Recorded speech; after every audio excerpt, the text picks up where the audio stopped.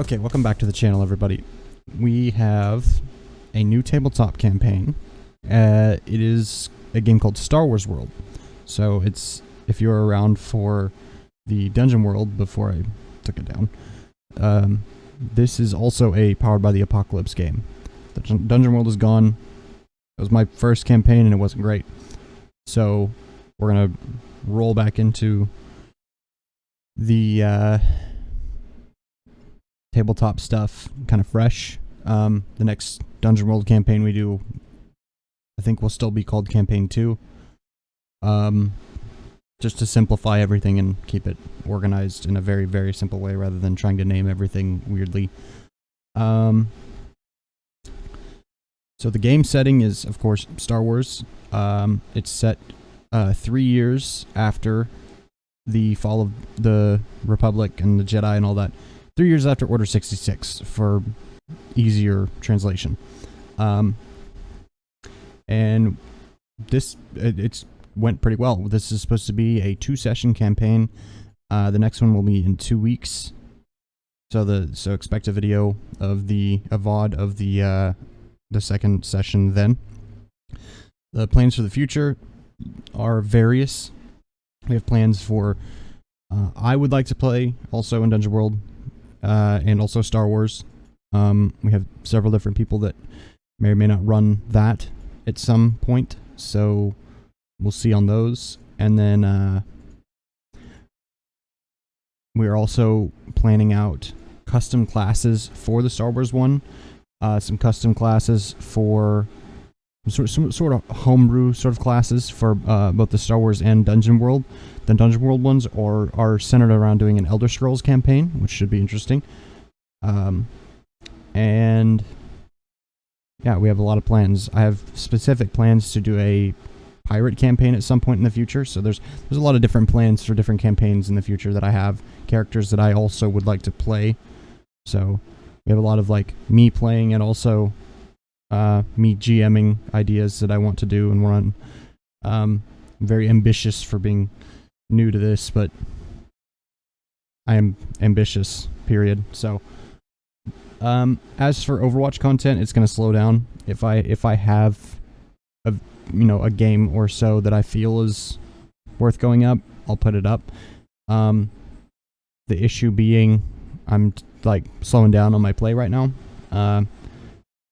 It's like no matter if I'm just like relaxing and enjoying the game, I just seem to sometimes not enjoy and relax when I play it. I just have this unconscious like stress, and so I'm slowing it down, not really playing ranked. As for other content, I am a pansy and I'm scared of everything that has to do with jump scares. Scared by everything. I jump scare very easily. So I was thinking about playing Outlast and not giving up after 5 minutes of playing it like I did years and years and years ago on an old YouTube channel that you will never find. Yeah, I was thinking about doing that, and there's several other games. Still waiting on Predecessor. They just did a stress test. Decent. It went decent. I don't know. I'm playing several games right now. I'm playing Knights of the Old Republic. I'm playing the Old Republic Online. I'm playing Magic the Gathering. I'm playing Battlefront a little bit now as well, and then of course the tabletop stuff. So that's fun. So we have a lot of stuff happening. I might add to that list of games that I'm playing right now. I need to finish the Destiny 2 storylines, so we'll see what comes up. We'll see what rises to the surface in weeks to come. But for now, welcome to the new campaign. Welcome to Star Wars World. Enjoy. Okay. I just wrote this too. This is the thing that I said I was going to write before, and then I never did actually do it. So if everyone is 100% ready to go, we will officially kick this off. Ready when you are. Okay. There's a strange time in the galaxy. A time of political powers securing control, and evil is sweeping for the hold as fast as it can. There hasn't been an event like this for almost 3,000 years, not since the return of the Sith Empire and its retaking of Korriban. In this time of grips tightening, so does the underbelly of the galaxy. The Pike Syndicate, the Black Sun Clan, the Hutts, the Crymora, the Sun Tool Pride, and lastly, the Crimson Dawn. The Pikes and Crimson Dawn had interest in spreading and called in favors and friends to help with promise of greater enterprise. On the once beautiful planet of Christophsis, the Pikes looked to establish a place to trade. The Pikes looked to favors from the Hutt clan, specifically one Beluda the Hutt. He owed them some spice for some big job in the past, and he obliged. But he needed pilots, transports, train blasters, and a somewhat risky journey across the sector. That's where our 5 hardworking savants of the trade come in. So, we come in to a place called the Swamp Brew Cantina, situated on Nalhutta. Fox and Joshua, the two of you are seated waiting. You've arrived a few hours ago. You've settled into drinks and whichever of you drinks or doesn't. And you sit there, and it's kind of a quiet day here. Not a lot going on, considering that there isn't much that can go on, as much as the Empire is spreading and moving and constantly being active. Not a lot of business being done other than the aforementioned things. So, it's a bit of a bluster when you look over to the door and in walks an IG unit. A bit unexpected. Not a lot of bounty hunters moving around right now. They try to stick closer out towards Tatooine and maybe even further out into the Outer Rim. IG-13, when you walk into the Swamp Brew Cantina, what do you do? I'm going to approach the 2 sitting people. I'm going to approach them at the table? Okay.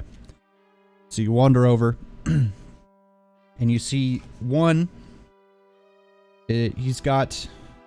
You know what? Actually, Colton, describe yourself real quick. Better you than me. He is in a full-body kind of mechanical jumpsuit.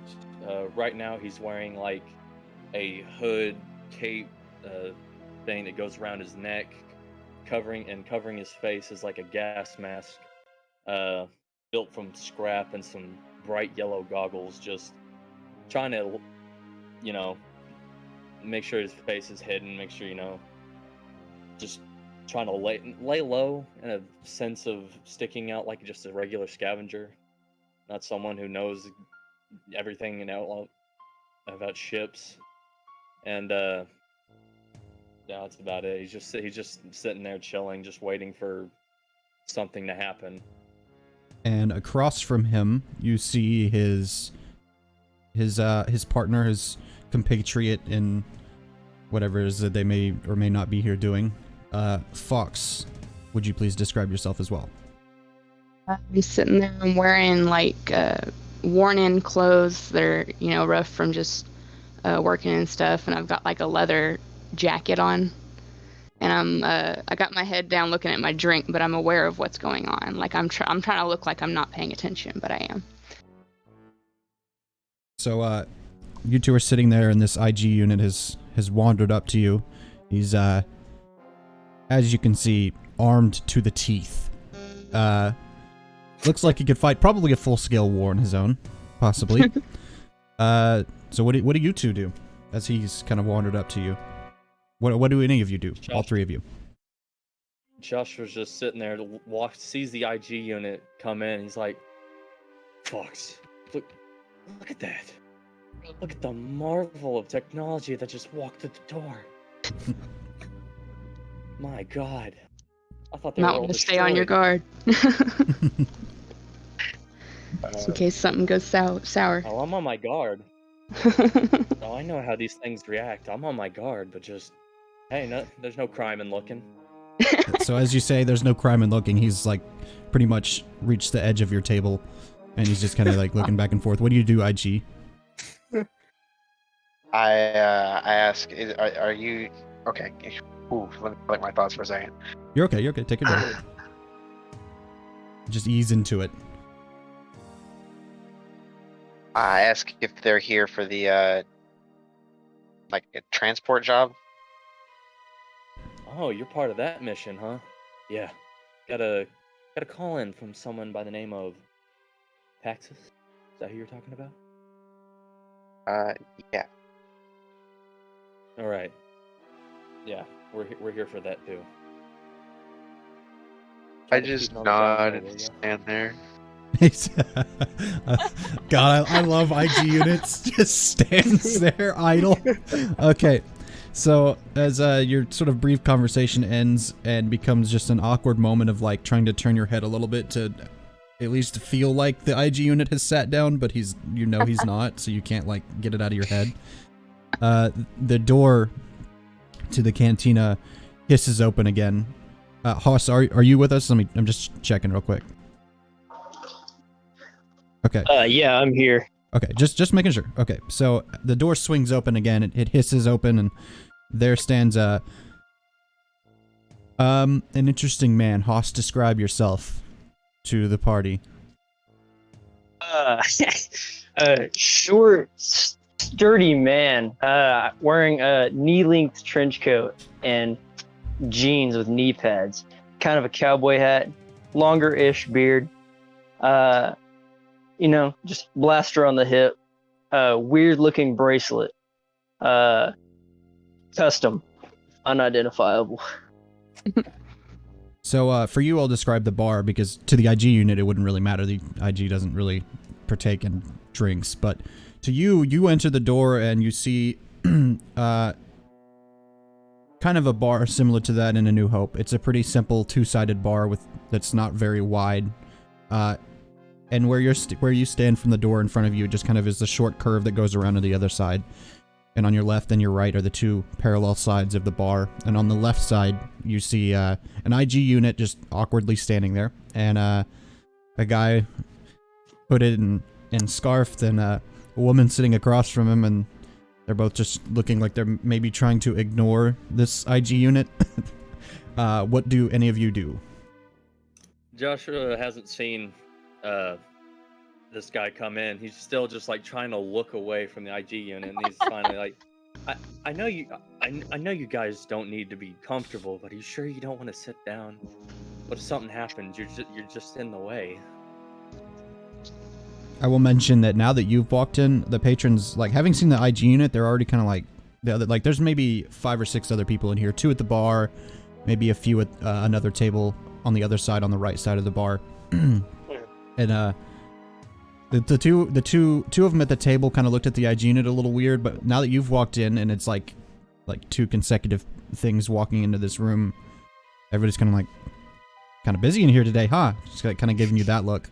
I'm like, huh, interesting. Never seen them Josh before. got more company. I simply sit down at the bar. Just gonna go over and sit down at the bar. All yeah, right, maybe so, wander around. So let me go to this thing here that I have. Okay, so you wander up to the bar, and there's a Toydarian over at the bar, and he flaps his way over to you, and, yeah, what do you have? Something strong. That I can do.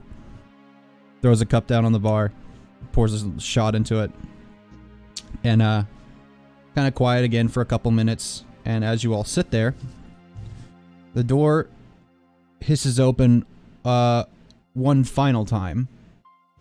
This time, something you're not quite expecting, a little odd. You expect to see something along the lines of another IG unit, maybe somebody looking like the rest of yourselves. But it is not quite that.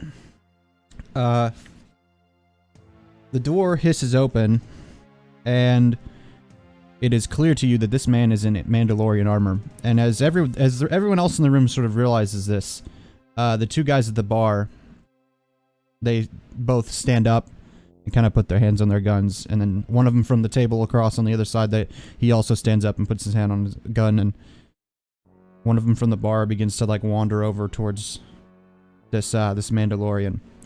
So before this guy reaches you, Ross, if you would, describe yourself. What does your armor look like to everyone around you?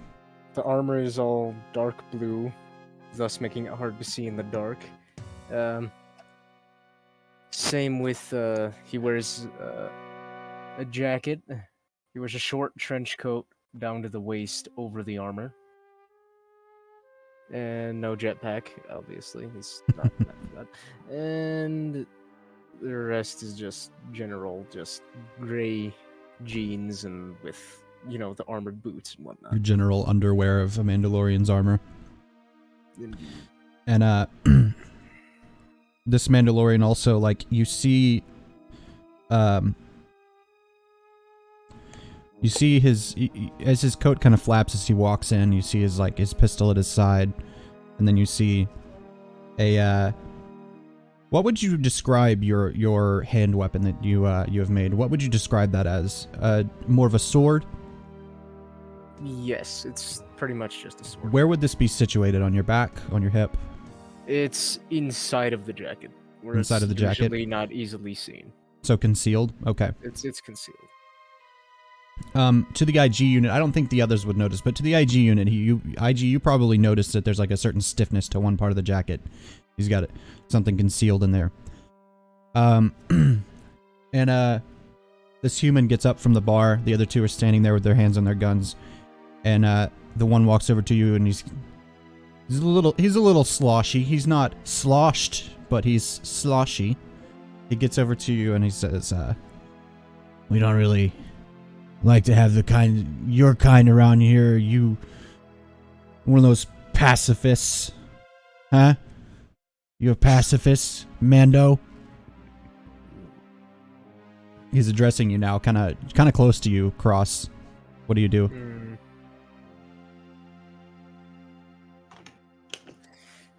I'm not inherently a pacifist, but if you get any closer, I'll remove your head.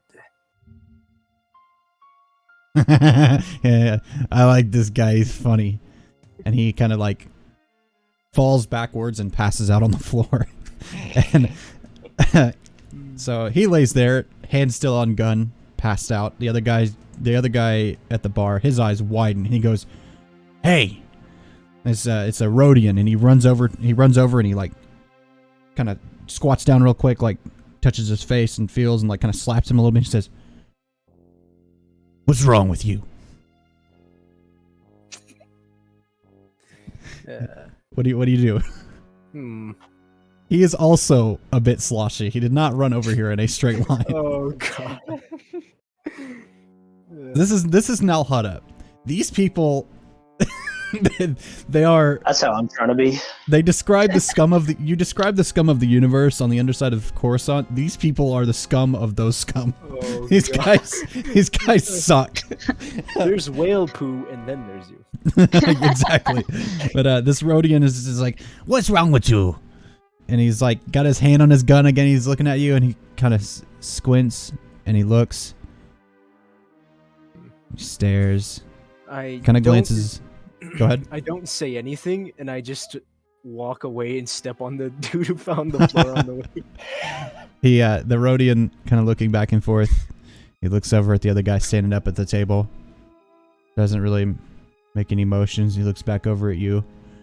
Kind of does like the like super drunk guy thing where he like leans backwards a little bit and then like kind of catches himself and brings himself back forward and whips his gun and tries to take a shot at you. What do you do? I pull out my pistol and shoot first. All right, Han Solo. Give me a going blazing roll. Oh, going. So roll blazing 2d6. Okay. And 2d6. add your rugged modifier. Oh damn, rugged's added to hitting. Yep. My rugged. Oh boy. Okay. roll Not my good, boy. rugged modifier. Okay. Rugged. Well, so do I just add the two rolls that I got together? So you roll your 2d6, and then you, so of course adding those together, and then you add your rugged modifier, so whatever your rugged is in this case, and then that is your total roll. Rugged is that? Oh dang, rugged is -1. Oh no. Rugged, Oh no. I will say, I don't know if I mentioned this to you guys, the stats do give you 2 points to distribute, although the maximum modifier is a +3. Yeah, I already figured that out. So together, I rolled 10 with the modifier. I rolled 9. Okay, so,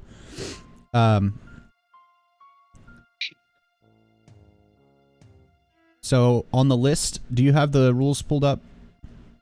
Yes, I do. So under the Go in Blazing move, you have the option to inflict terrible harm. You don't find yourself in a tight spot. You suffer little harm. You take something from your opposition. So choose one of those. Okay, let me... I have to scroll to the rules just to double check. I have it there, yes, but I have to get down to it. Okay.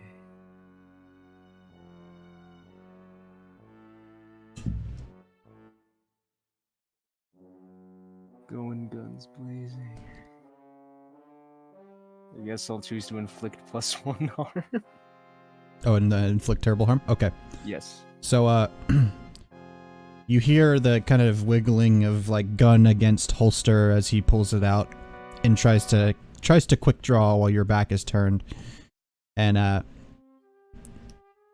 he catches, like your shoulder, not like your actual shoulder, but like your armor, kind of bounces off as you nail him straight in the chest, and he just kind of falls over the floor. And you notice, because you kind of have operated in a lot of places, not typically in a scum hole like this, you notice that literally no one in the room flinches at this guy falling over to the floor dead. Alright, so you pick this guy off. The other guy kind of like winces and goes, oh, whoa, and like sits back down at the table across the bar. And alright, what do you do? Everybody is now in the bar. What do you do? Damn. Well, I knew he was gonna. I sit at the bar thinking that I'm not really surprised about the situation. Okay. Anybody else? A long drink. Damn, haven't seen a fight like that in about 5 years.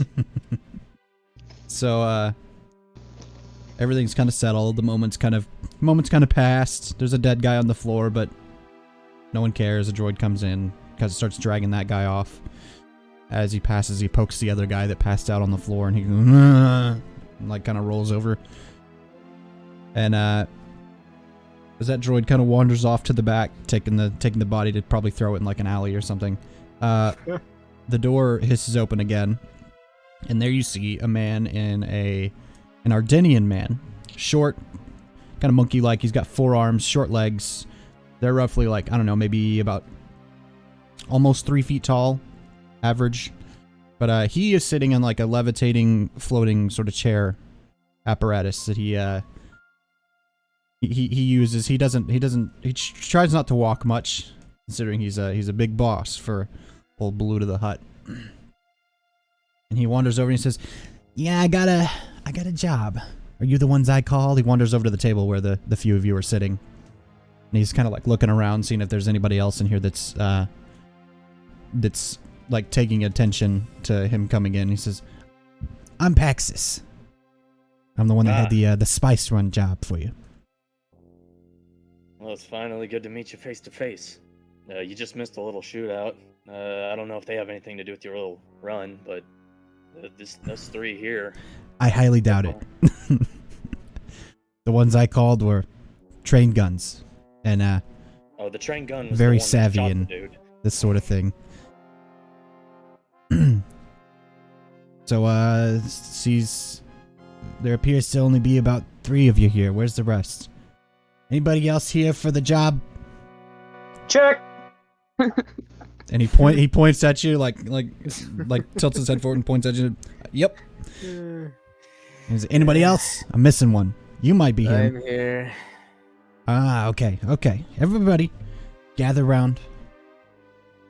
We're gonna take a little trip in my speeder, and we're gonna go up to my shipping dock. It's great. It's wonderful. Best place on this slime hole of a planet. What do you Not a guys hard do? thing to claim.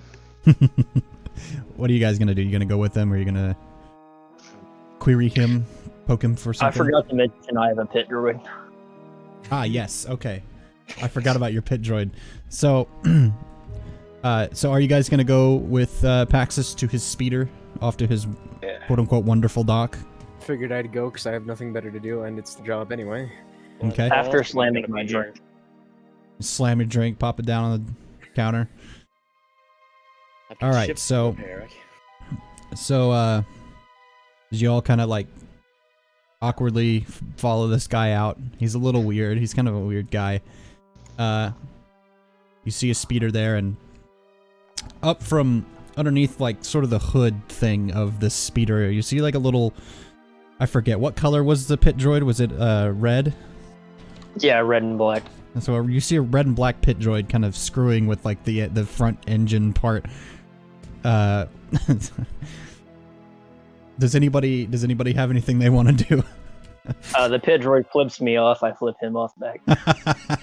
Oh gosh. You, Oh, that's so sweet. A pit droid's just messing with the speeder. Yeah, it's just messing with the speeder, and you see it flip off. His name being Haas, the guy in the trench coat, and the guy in the trench coat flips him off back. That's probably the first time I saw a droid flip anybody off. And Paxis I kind taught of him that. starts floating a little quicker towards the speeder and says, "No, what are you doing? Get away from my speeder! This is my transport around to these slimy mudhole towns. Get away! Whose droid is this? Is this That's yours?" the most interesting thing I've seen in a while. I'm gonna pick him up by his head and be like, "Yep." I'm gonna look at his speeder, see if the droid damaged it a little at all.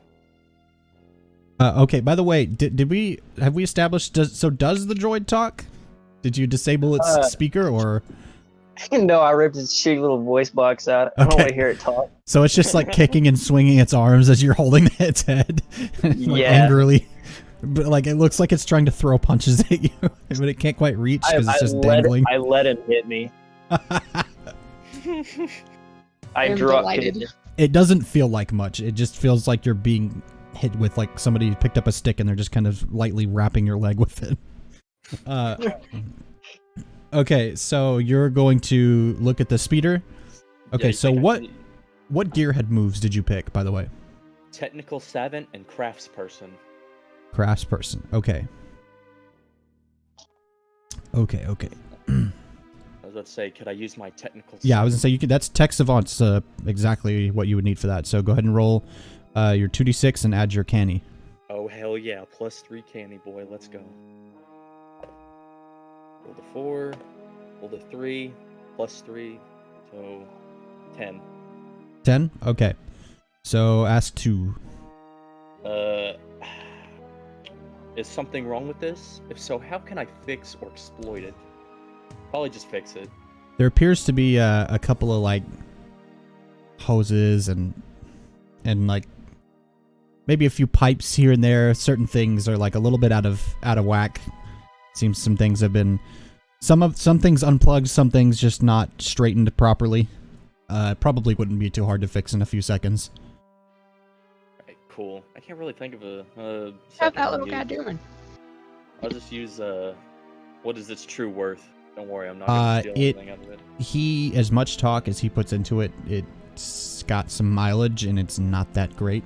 And you know by looking at it when it starts up, it's gonna be like sitting in an old 80s like pickup truck, and it's gonna be nice and shaky. Perfect. I'm gonna use my little tool on me to start fixing whatever little hoses and stuff.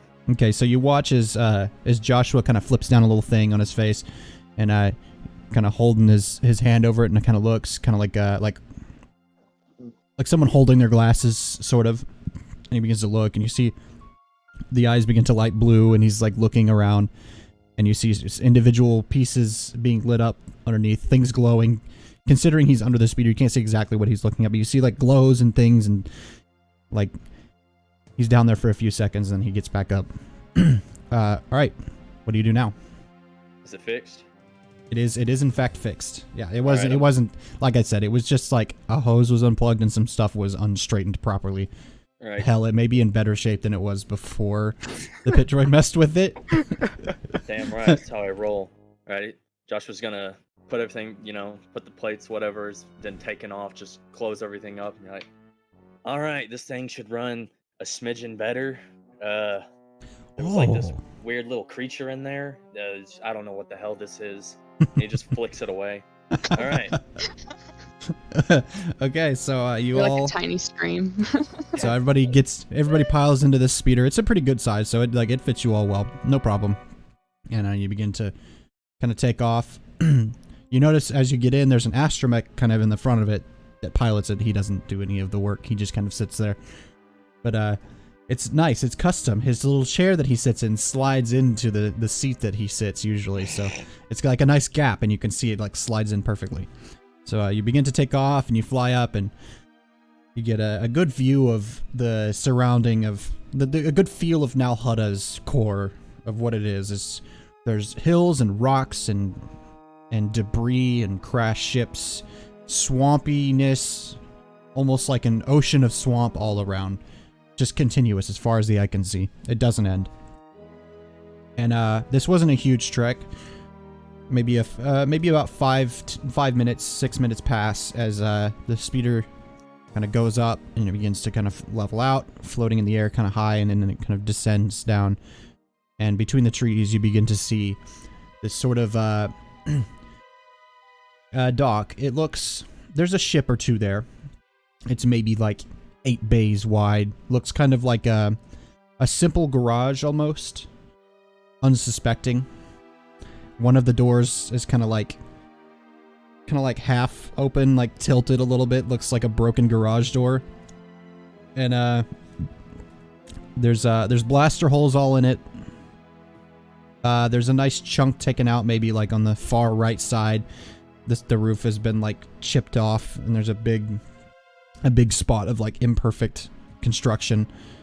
And you come down and you land, and he begins walking you all towards one of the doors and walking you in. And he says, "Okay, so the deal is, the job, Beluda wants you to take some of his spices to a guy on Christophsis.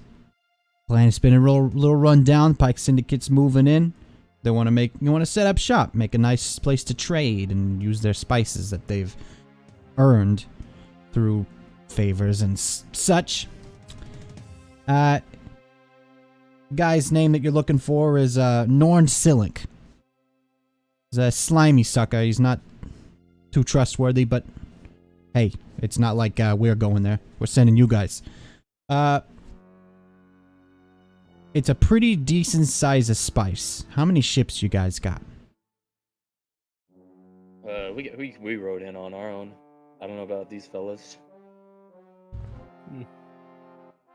Alright, so that's one. Anybody else got one? Anybody else have a ship? How did the hell did you guys get here? I paid somebody. You took a cab. Took space transport. Space transports are a little more common than you think. They go all over.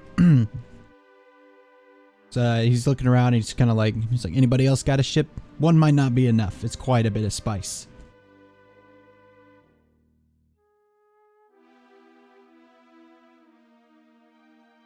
Yeah, I know there is another ship here. The awkward silence is real. I may not have a ship, but I've got this crack rock.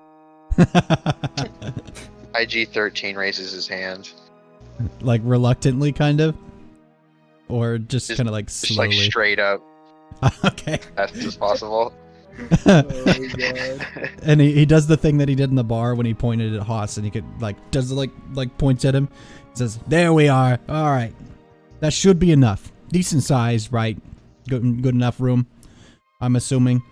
So we'll load you up. Bring your ships in. We'll load you up.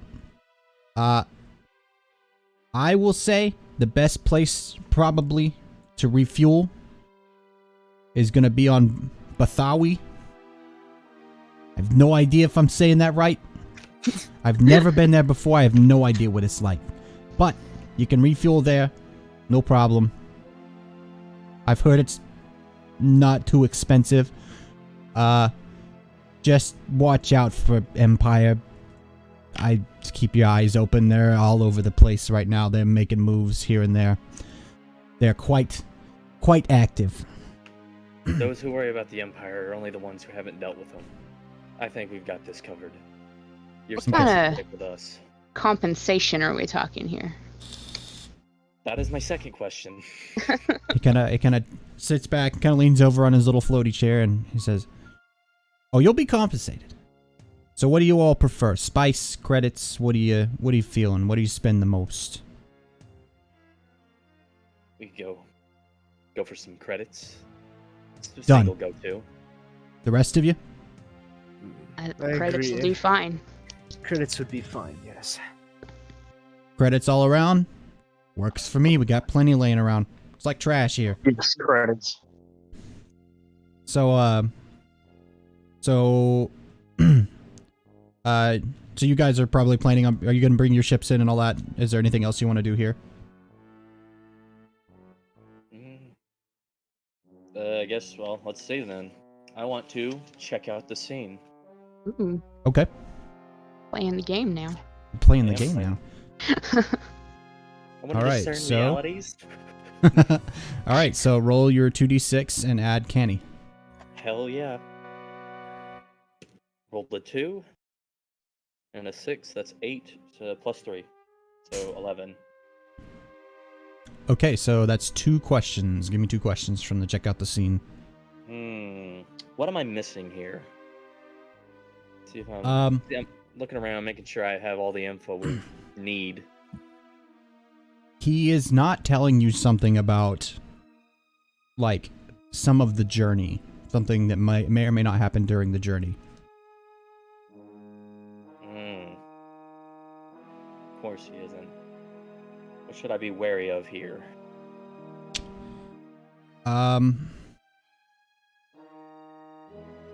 Are you specifically asking, like, here, currently in this present place, or just in general?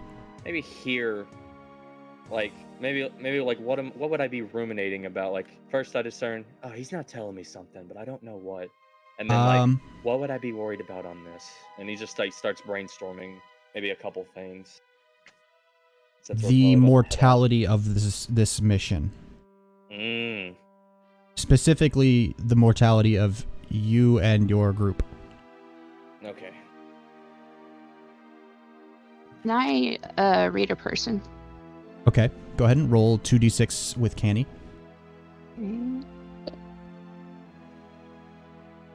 my canny is 1, so. All right, well that's a fail.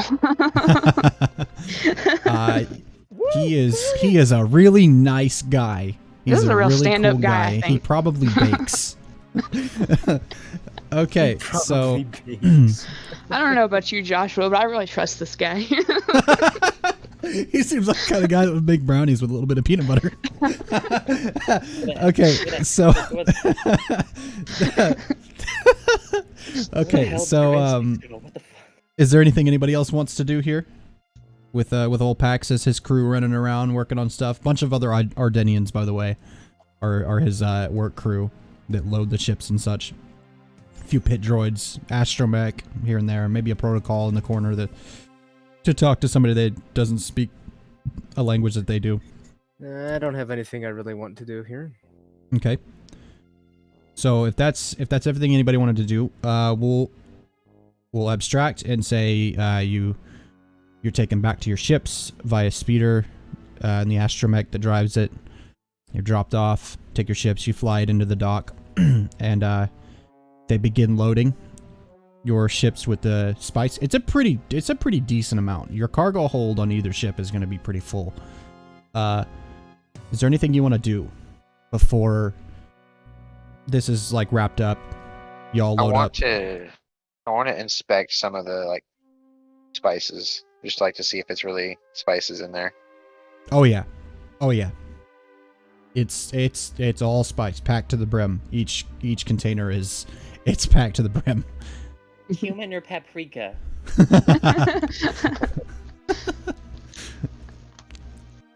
So is there anything else? Anything else? Nah. No, nothing else. Okay. So they finish loading you up. Paxis says, "Be careful. Hope to see you back plenty of credits, and he kind of, as you each pass him as you're like boarding the ships, he passes like about 1,000 credits to each of you. So as I was telling Nick yesterday, the credits, I'm going to abstract them. 1 credit is equivalent, the 1 cred thing, you know, I'm going to equivalent that to about 1,000 apiece. So each cred listed in the book will equivalent to 1,000. So if your character says like you start with 2 cred, you start with 2,000 credits. Or if your character starts with 3, you have 3,000 credits. So each cred is 1,000 credits. But he passes 1,000 credits to each of you in like a little box. So who's riding with who? IG-13 has his own ship, and Fox has her own ship. IG-13's is I will say it's Millennium Falcon-esque. Not quite as round though. It is as pictured. I sent images earlier if you want to scroll up and look at them. IG-13's would be the one that's like got the red markings on it, but his is all grayed out. A few bumps and bruises here and there. It's battered a little bit. Seen some use. The one above that, the one with the 2 large wings, that is Fox's ship. It is a G9 rigger class light freighter. I can't fucking talk. Wow. But Oh yeah, I wrote that down in my light freighters book. I know about this ship. Who's riding with who? Joshua's obviously riding with Fox. Oh, but of course. I'll take the IG unit. Okay, so Haas is going with the IG. Well, I am a paid bodyguard, so whoever would like me to join them, say so now. So Nobody Fuck off wants and you take around. the the somewhat like awkward situation by being put in, like having a Mandalorian put in with you guys, at least what you're assuming is a Mandalorian. Who wants to take him? Really? No one's gonna say anything? IG-13 just shrugs at him. So Alright. I'll just cross take that an invitation. Wise choice. Okay, so the 2 guys armed completely to the fucking teeth are on one ship. Just absolutely armed to the teeth. Oh my god. Freaking driving a flying war machine. Oh shit. Okay. So you're staying in front. so what one thing I didn't ask, let me flip back in my book real quick to the front part. Do your ships have names, IG-13 and Fox? What are the names of your ships? If they have. Mine calls it the dump. The dump? Okay. I like Yeah. it. The dump. I don't think mine has a name. I haven't thought about it, so. Nameless. Just some gray freighter. Yep. Just The hop bucket on of my bolts. hop on my freighter. My bucket Goddamn of bolts. bucket of bolts. I think Joshua would call it the old G9.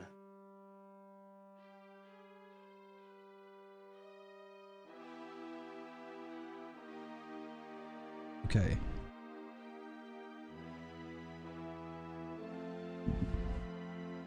So you all board. Ramps come up. Lots of hissing and pressurizing and engines powering up. And you begin to lift into the atmosphere.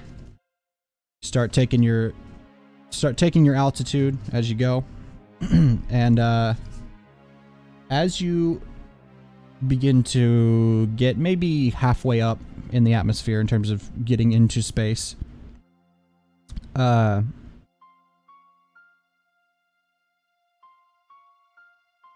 checking something. So as you kind of get what you would consider about halfway towards space in altitude,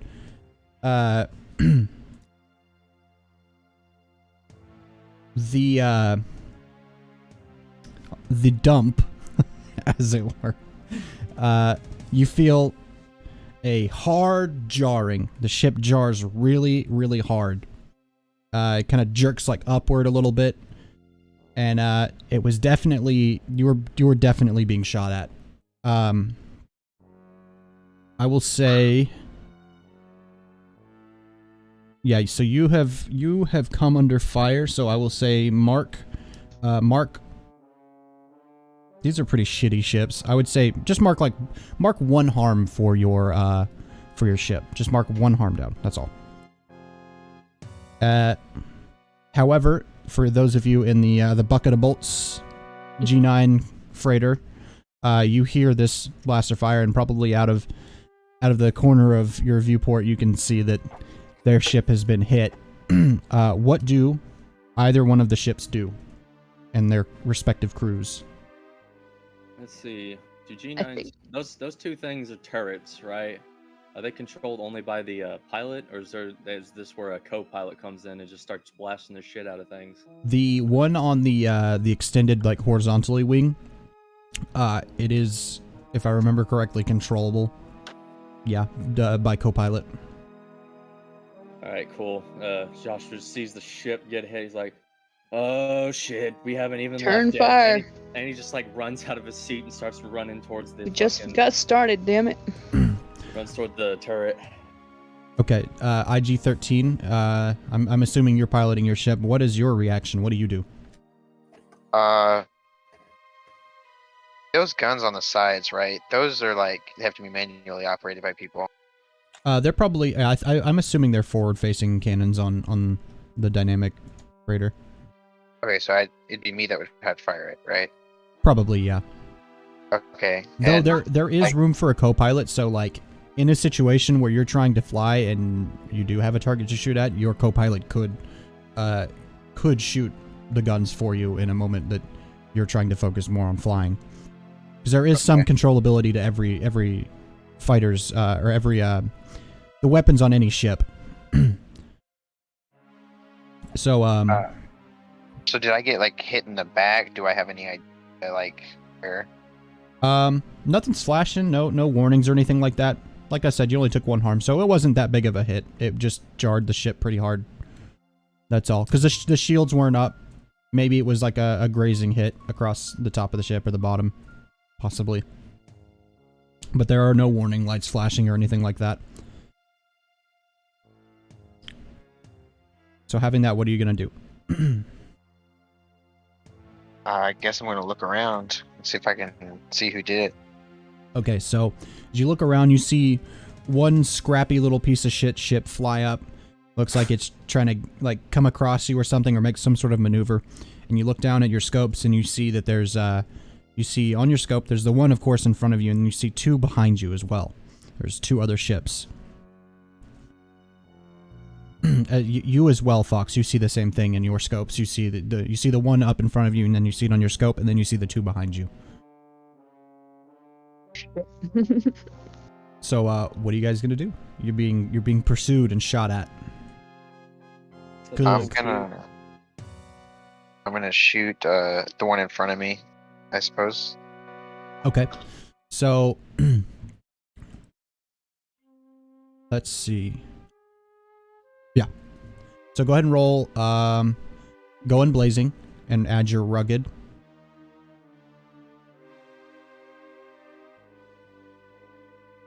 Hey, that's 2d6, you said? Yeah, 2d6, and then you add your rugged modifier. Sorry.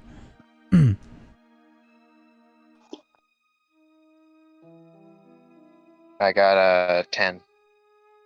Okay, so pick 2 from that list underneath the Go in Blazing move, if you have it up. If you don't have it up, the first one is you inflict terrible harm. Second one is you don't find yourself in a tight spot. The third one is you suffer little harm. And the fourth one is you take something from your opposition. From that list of 4, choose 2.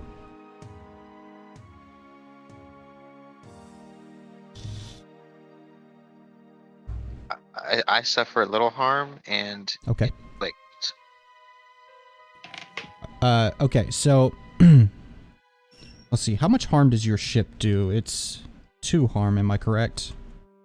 On your sheet, it'll say like what your ship is, and then it'll say like the tags for it, and the harm will be one of them. I wrote it down. 2 harm. 2 harm? Okay.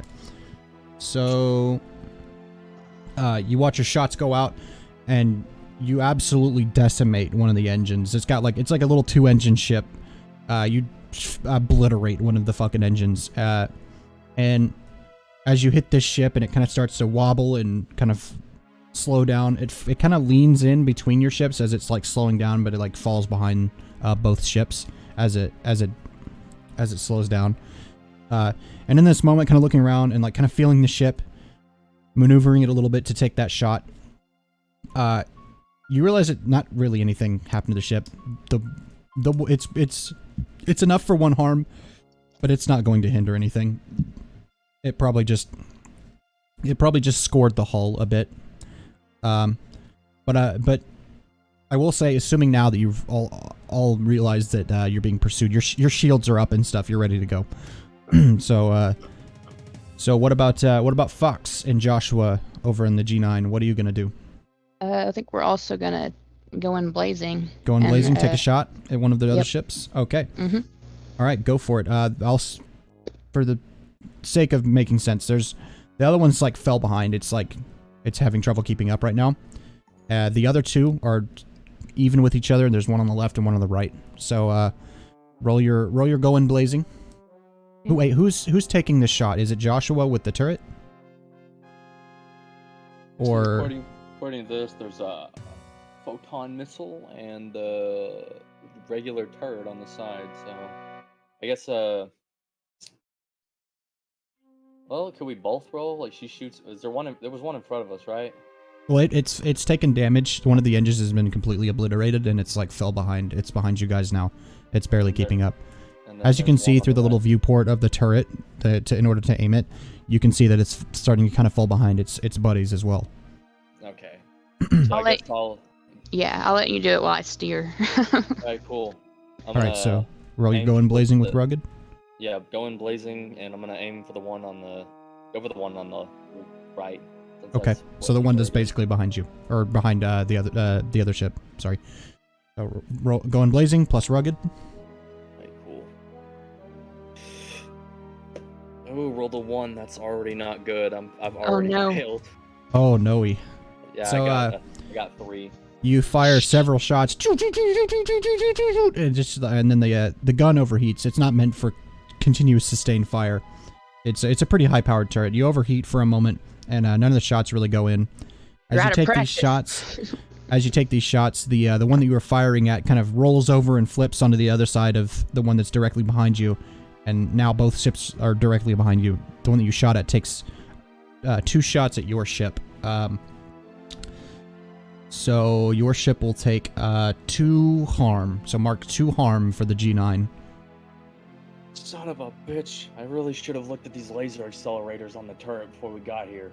For Fox, you feel the ship just, like, similar to how I described for the others. The ship kind of lifts in the rear and kind of jerks,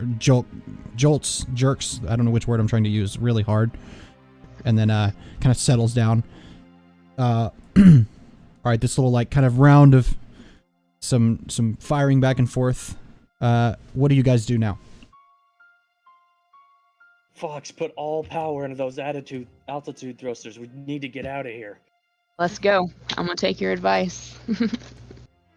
Alright, so you're gonna focus power into the thrusters and try and get out of here? I'm gonna get the heck out. Okay, I will treat this as... Go ahead and give me an act under pressure roll. So you roll 2d6 and you add your cool modifier.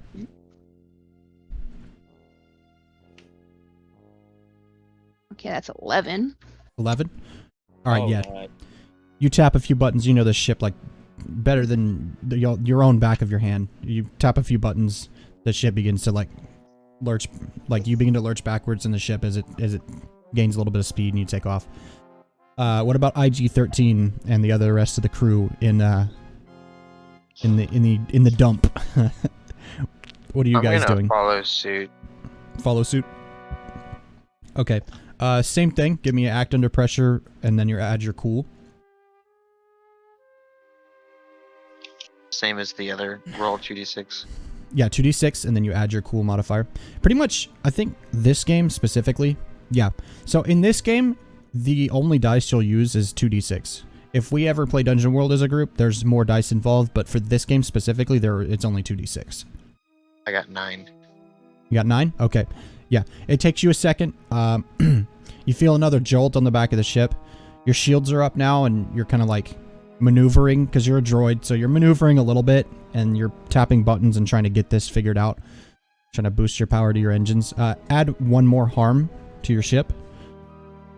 You got a little bit of pretty bad shield damage right now. Your shields are kind of low, and maybe a couple holes in the hull of the ship. But you succeed, and you begin to also lurch back in your seat as the ship sort of takes off. Haas and Cross, you also feel this from wherever you are in the ship. You feel the ship kind of like lurch forward and kind of have to keep your balance a little bit. So, what are we trying to do now? Are we going to just try and hit orbit and jump to hyperspace? Yeah. Yeah, that's what we're aiming for. Okay. So, I'd say these ships aren't, again, these ships that are chasing you, they're not great. So you just kind of take off and leave them in your space dust. And you hit the upper atmosphere and you kind of break out into orbit. And each ship takes their respective throttles up into hyperspace as the signature blue lines begin to appear around your ships, and the nice swirling blue tunnel takes your viewports. At that moment, let's do our bonds real quick. Now that you've all met, you've spoken a little bit, you've been shot at, one of you more than others. One of you's killed somebody. But so let's do bonds. This doesn't necessarily require communication. It's simply what your character, like the bonds that you have and which character in this party fits that particular bond. And when you resolve this bond, when you feel that you've resolved this bond, you get experience from that. And if anybody wants some help with that, I'm right here. I'm not going anywhere. Yeah, just take a quick second and fill those in real quick. And like I said, they're not super important. You don't really, even in Dungeon World, they're sometimes hard to complete, so I wouldn't like focus too deeply on them. But if one seems particularly like achievable, shoot for it.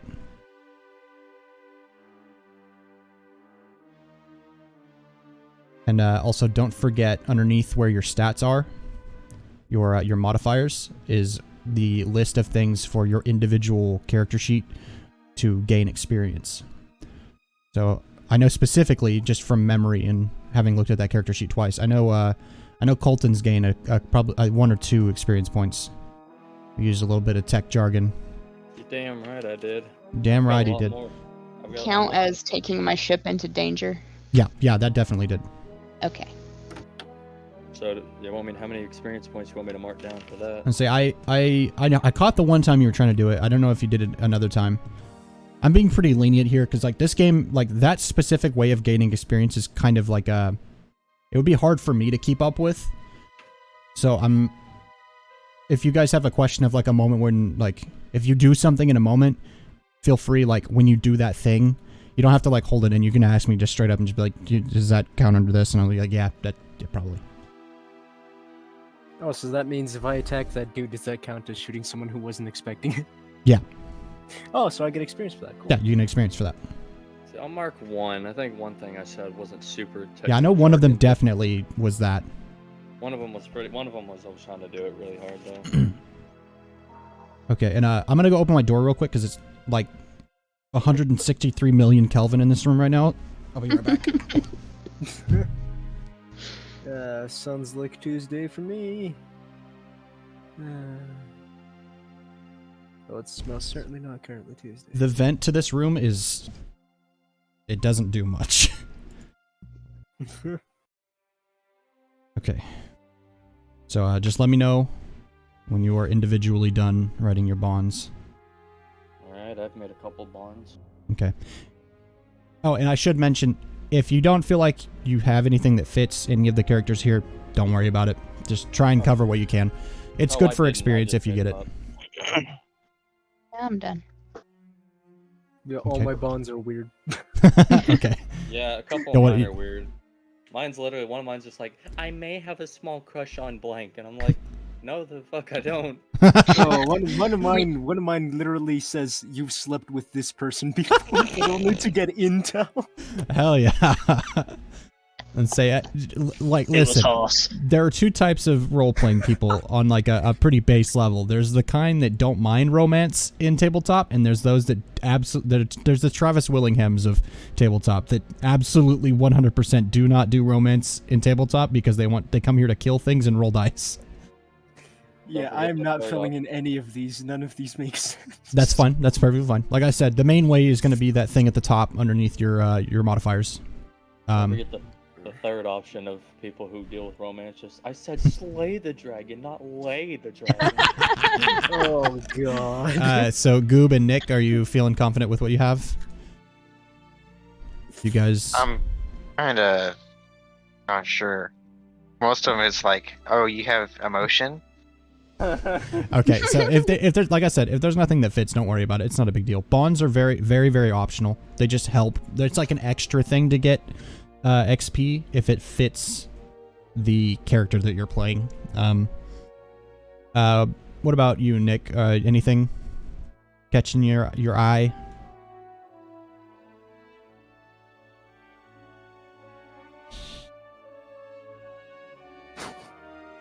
Boss.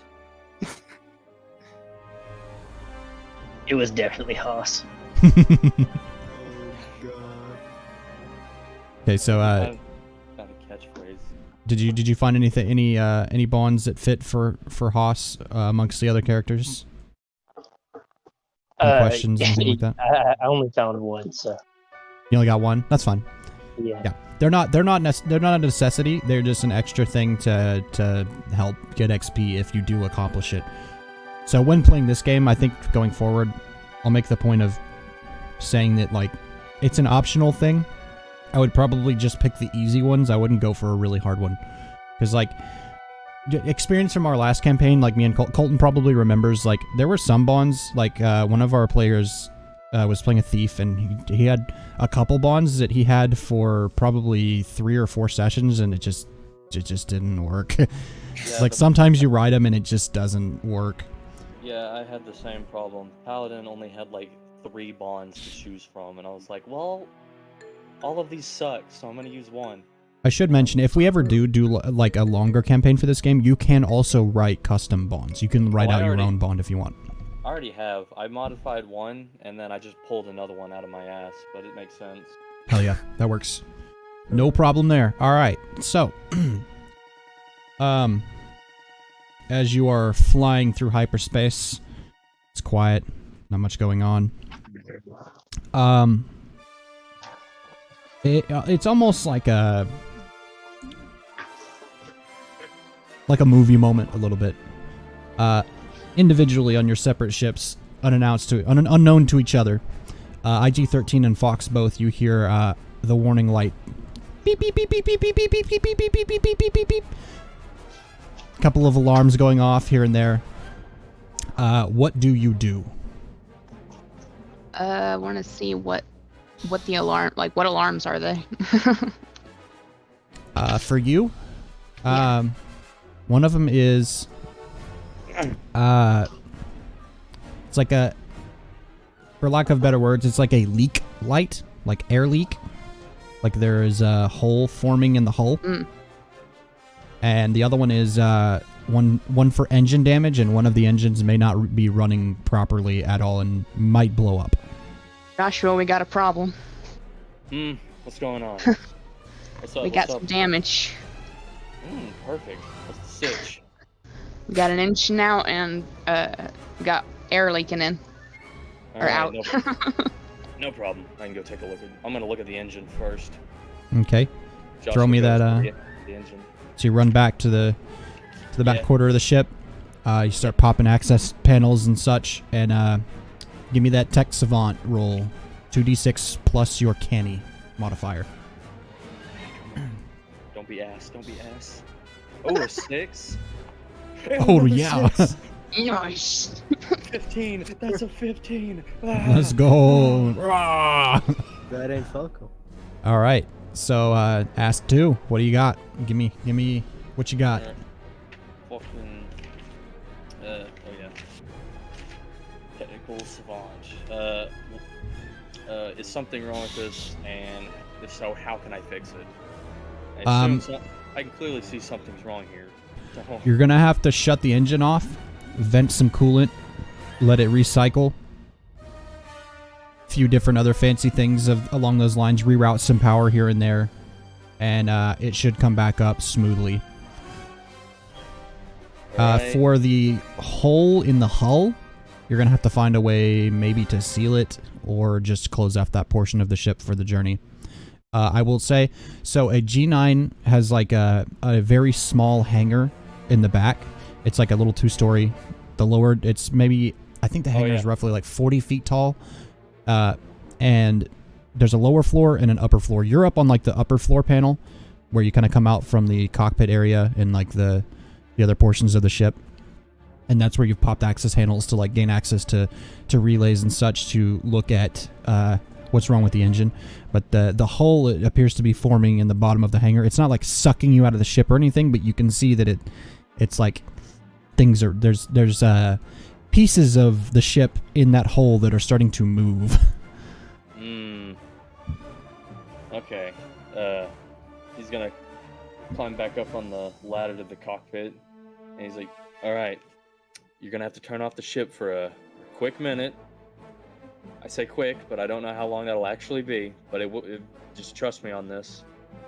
And I'll let you know when you can flip that bitch back on." I will point out, you don't have to drop out of hyperspace, because that's not how hyperspace works. You can turn your power off and power your ship down, and you'll still be in hyperspace. The hyperdrive is... To explain in as short as possible, hyperspace is its own dimension. You don't just, like, power down and leave it, necessarily. But, yeah, you can shut the power off to the ship for a minute, get that engine fixed up. Yeah, You can have, like, auxiliary power, keep the hyperdrive on. I also want to, since there's an issue with the ship, I also want to check on the cargo. Okay. You go back, and it's moved a little bit from, like, some flight maneuvering and powering the engines up during that fight. But nothing's opened. It's not spilled or anything like that. It's just moved slightly in the cargo. Right. What about IG-13? What are you guys doing on your ship? So again, it's you just beep beep beep beep beep beep beep beep beep whoop whoop. I want to see what the alarms are for.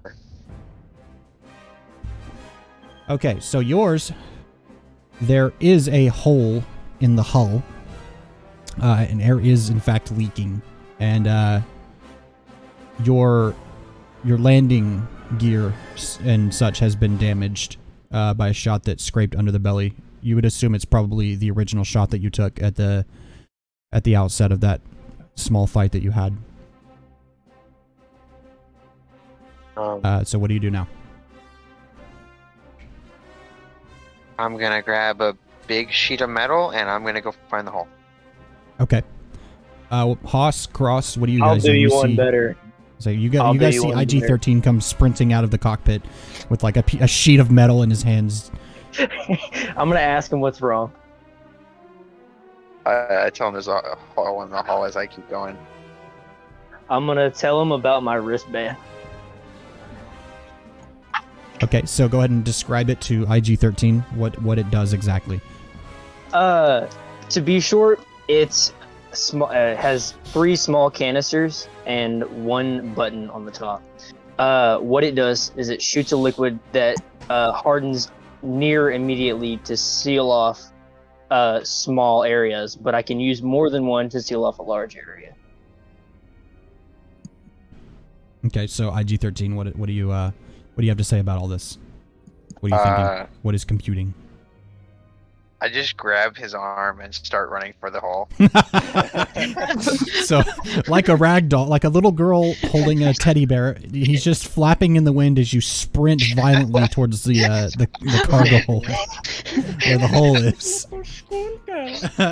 I follow them to make sure they don't screw anything up. forgetting that this fleshy doesn't have magnetic feet, you swing the door open, and Hoss, you have to like grab something really quick, and IG just kind of like looks at you. So the air is being sucked through this door. I will say, to kind of save you a moment, when you look into this room where some of the spice was being kept, you notice that there is one canister that is like busted, and most of the spice that was in it is gone. I would say about half. So door open, air being sucked out. What do you two do? Across from the other room, you feel like this jolt of like suction in one direction. You feel like your jacket kind of jerk in that direction. So the two of you at the door, what do you do?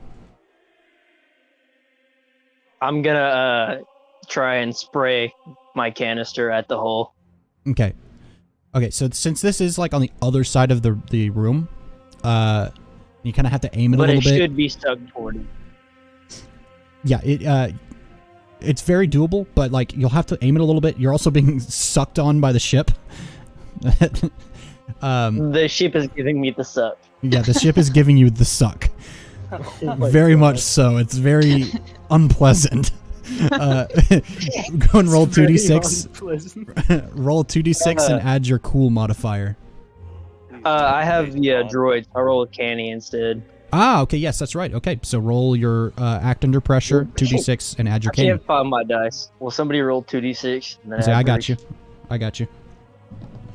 Okay, so that is an 8, and then what is your canny modifier? +3. +3, so math 11. All right, yeah. So you hang onto this door. Your droid pops off. I'm guessing maybe he's like hanging on your back or something. But anyway, he appears behind you and is like holding you steady on the other side of the door as you stick your arm in and you push that button and then the suction just kind of slowly dissipates. Oh, and issue now dealt with.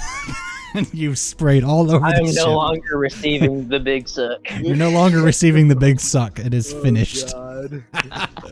Okay. Oh, that is so bad. Oh, I love unintentional moments. It's so much better than when you do it on purpose. Oh my god. I was leading into that and I was like, this is going somewhere. I'm gonna roll with it. This Okay. is going somewhere I don't want it to go. Oh, who cares? All right. So the hole in your hull is now patched. I will say, however, the landing gear issue, you probably won't be able to deal with that until you quote unquote land and have somebody that can deal with that sort of issue deals with it. It should be an easy fix. Outside. Is there no way to access it from the inside? Because my two things are the pit droid and technical savant. Roll your technical savant. Actually, roll technical savant. Hold on. I was scrolling to it. Okay, so it's 2d6 and you add your canny modifier. So that is a I accidentally moved the die. So that is a 9 again +3, so 12. Ask me 2 questions. Let me find this technical savant real quick.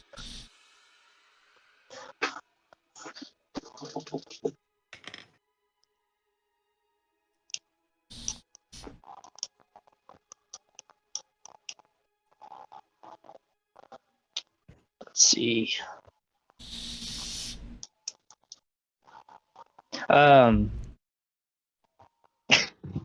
Do I have to ask 2 questions or just 1?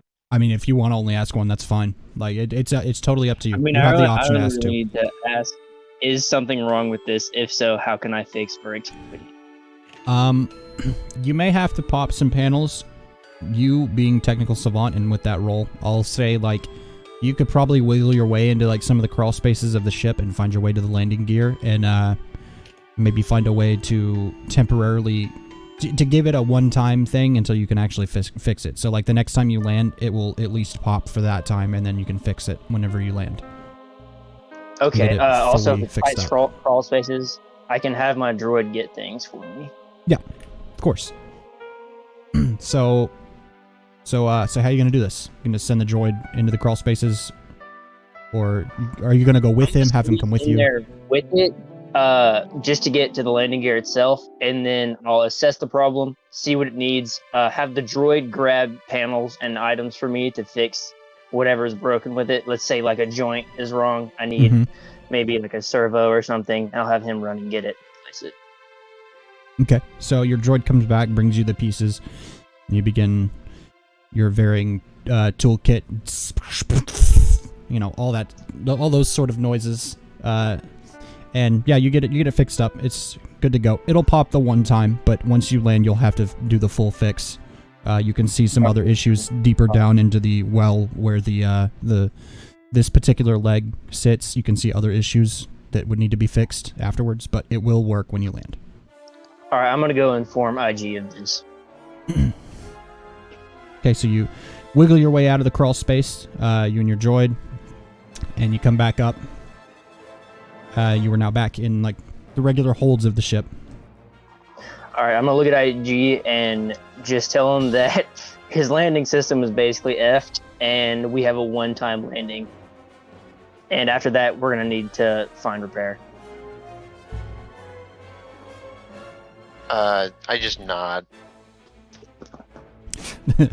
So are you nodding and then just like returning to the cockpit, or? Yeah, I'm just gonna return to the cockpit. So the droid just kind of nods really quickly, almost at an awkward pace, like really, really fast, and then just turns its legs, starts walking away, and then its torso spins around and then begins walking towards the cockpit. I've decided on how the voice is gonna work for the pit droid. Okay. I'm gonna say I fucked with him. He's only allowed to say one word, Okay. and that word is fuck. Hell yeah. So after the droid does the weird, awkward thing and nods and then turns away and it just looks up at you and says, "Fuck." Perfect. Couldn't have done it better myself. Okay, so some time has passed. It's been a few hours. So on this journey during the hyperspace, is there anything anyone wishes to do while you have a moment? Replace my canisters. Okay, so you pop out. I would say that hole was probably 2 canisters. It was a decent sized hole. It's amazing that more spice didn't get sucked out to you, but yeah, you replace canisters, no problem. Anybody else?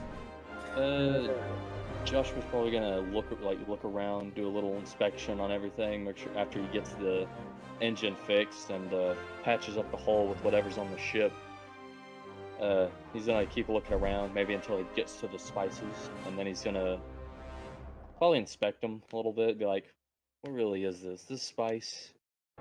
Okay, so you have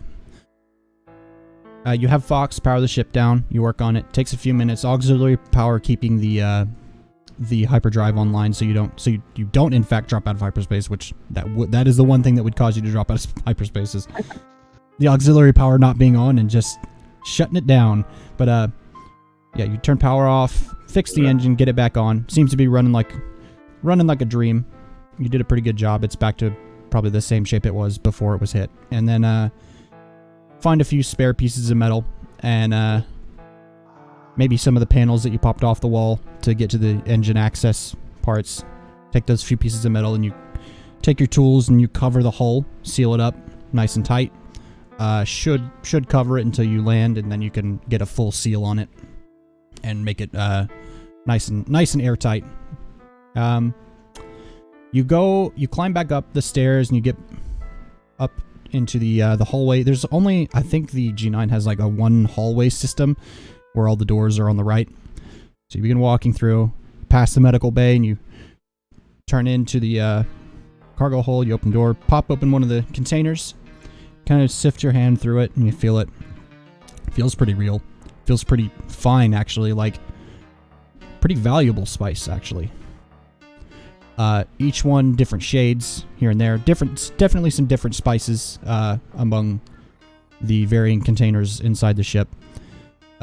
But yeah, it's very valuable spice. It's definitely real. What the hell would they be doing with all this spice? He's just gonna stop sifting through. Eating it. Well, maybe. He's gonna put the top back on, keep checking things, and then he's gonna crawl back up into the cockpit into the other seat.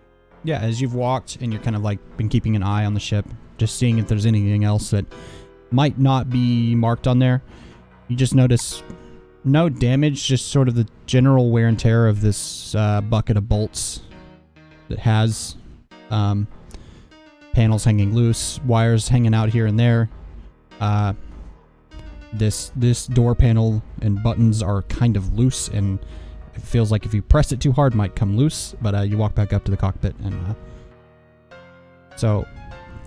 anybody else want to do anything amongst hyperspace I travel? want to actually go down to the spices, and like I just want to take just like the tiniest amount from each crate that you can't really notice it's gone, and take it for myself.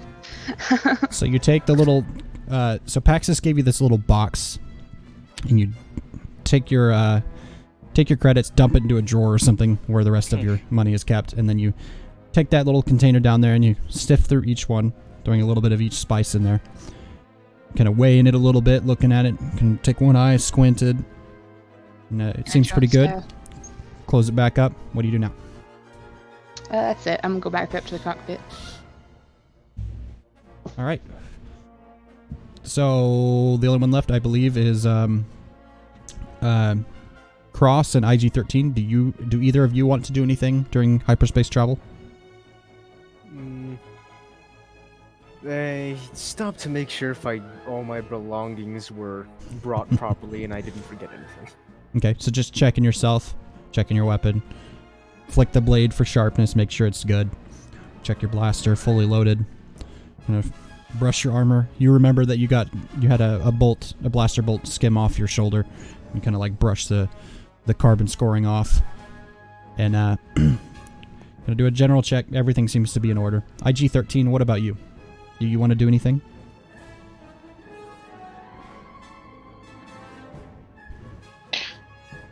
I'm gonna just walk around the ship while we're in hyperspace. Just kind of try my camouflage. Okay. For funsies, I will ask, do you want to do the act under pressure roll to see, use that, because it's a catch-all roll, and use that to see if it does or doesn't work, like going forward? I mean, that would work with me. Okay.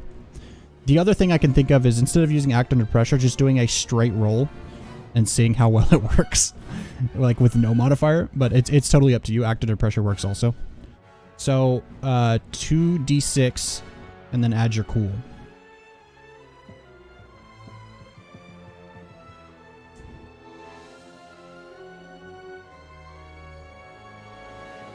Seven.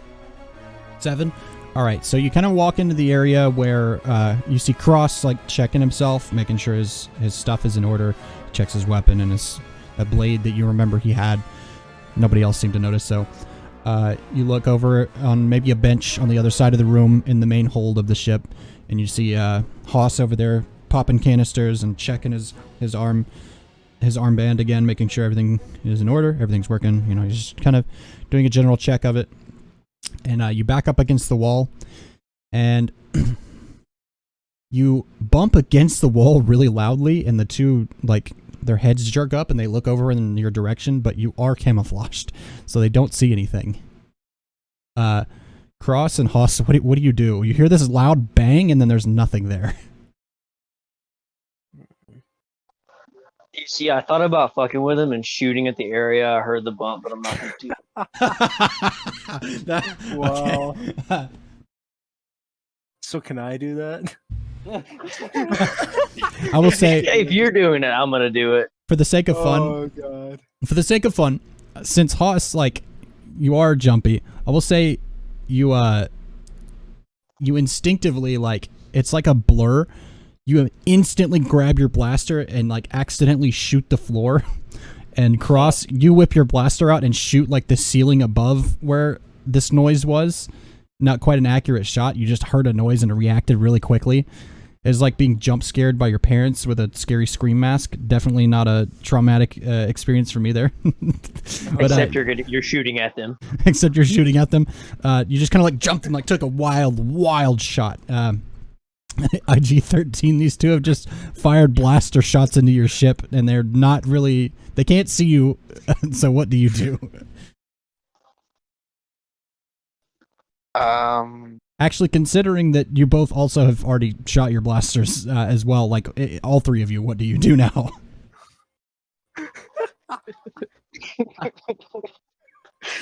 Man, I wonder how they're doing over there. I'm gonna walk over in that area with my hands out. I have a feeling. And just, like, start, like, feeling the wall? Okay. For funsies, just for funsies, roll trust your feelings. So you roll 2d6 and you add your deep modifier. All right, Dad, please roll for me. All right, I got you. All right, so Plus that is a 7, a 3, and a 4, and then it's a what? +1. Okay, +1. So an 8. You know that the reason your hands are out and you're feeling around. Cross just kind of like tilts his head at you and is just watching, but like you're feeling around, and you feel like something is really close to you. You're kind of like shuffling along this wall. The wall is maybe like, I think, like 6 feet wide. It's not a big wall. There's a door on it to like an extra like closet compartment. And you feel across, and your hand hits something metallic, and you stop. And for a second you think it's like the edge of the doorway to this little compartment, and then you look again, and there's like nothing there next to you. And then you see like a little fluttering of like a reflective panel. I was gonna say I could possibly roll Technical Savant to remember that IG units sometimes have cloak. Okay, yeah, I like that a lot actually. Roll Tech Savant, and then which is me. 2d6 +3 dead. Okay, so that is a 3 and a 4, so a 7 +3, so a my brain 10. So ask me 2 questions. Yep, let me go find my questions here. I probably should write these down.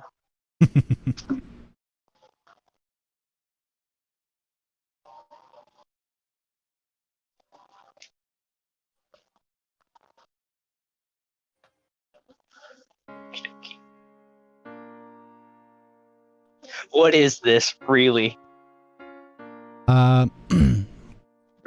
You know that, as you said, this is IG, and he has for some reason walked into the room and turned on his reflective panels to camouflage himself. How can I safely dismantle or replicate it? If IG ever shuts down, you could probably take a panel or two off of him, like a few metal pieces from his outer shell, and like maybe replicate the technology and quietly replace them back, and replicate the technology off of it. Might have to pull that one off. All right, so all this happening in front of you, Cross. IG-13, you've been bumped, and Haas kind of gave the almost as if he was looking at empty space, but definitely is looking at you. It's kind of like staring inquisitively for a moment. You've been had. What do you guys do? I'm just gonna pick up Nick. Just like grab him on both sides and just pick him up. Just Okay. hold him there for a second. Hots, what do you do? I start laughing. Like, I knew it was you. Cross, you see Haas just start levitating, and then laughing. and then an image of the wall. It looks like that shit in Doctor Strange. The wall just sort of like begins to fold a little bit in a weird way. What do you do, Cross? Well, it appears there was something there after all. Crap, I missed. Almost got him. All right. So That hasn't happened in a long time. so does that conclude anything that you guys wanted to do while in hyperspace?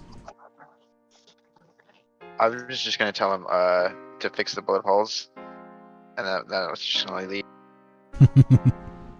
All right. So this droid, very I'll fix your bullet holes if I can have one pin.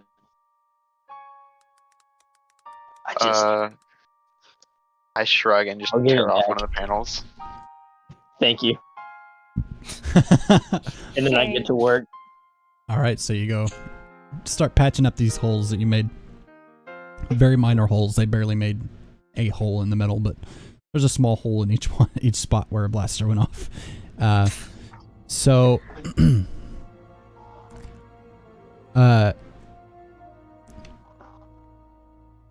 some time passes. You all kind of settle in. A few hours pass, and During that time, I want to study the panel. So you study the panel for these few hours, and you kind of figure out, you see how it works, and you figure it out, and you're able to, like, maybe take another piece of metal from, maybe you, like, grabbed a small, tiny piece equal to the size of this one from when you were working on the landing gear earlier, just a piece of scrap metal, and you set it down on the table, and you begin fiddling with it, with some small pieces of technology you maybe had amongst your gear that you have with you. You fiddle with it, and you manage to get something similar. It works pretty much the same, and it seems to work pretty well. All right, I'm gonna give him his panel back. All right, so as you're sitting in the cockpit, IG-13, you feel like sort of a shove, like someone pushing you, but like he's just put this panel back on, this little piece of a panel back onto your arm, and Just so- loudly says thank you. So as you have sat for a while, at the brink of boredom, you hear the beeping of, not a warning light, but the beeping of the hyperdrive, saying that you are closing in on your destination. You should probably pull out of hyperdrive now. So it's just like a sort of a beep, beep, beep, beep, beep, beep, beep, beep. So you both, of course, both pilots hear this, and you pull out of hyperspace, and you have now reached Bothawai. To whom would probably know this is the homeworld of the Bothans. Those of which, if you remember in Return of the Jedi, many Bothans died to get this information, but that hasn't happened yet. But yeah, Bothans kind of dog-like people, sort of. This is a planet in the mid-rim, so it's kind of in the middle of the galaxy. And the tower calls in to Fox's ship first, and this is a tower. Come in. What is your business here on Bothawai? Delivery. We have no deliveries on the thing here today. Maybe refueling? Oh, yeah. You also need repairs. Oh, repairs. Yeah, we can help with that. But mostly just fuel and repairs here. I don't know of any deliveries. Yeah. We jumped our gun. Joshua goes over. He's like, "We jumped our gun. We have a delivery somewhere else. We do need fuel and repairs, though. That'd be appreciated." Same thing. IG-13. You hear this guy come over the radio. What is your business? What are you here for? You with the other ship?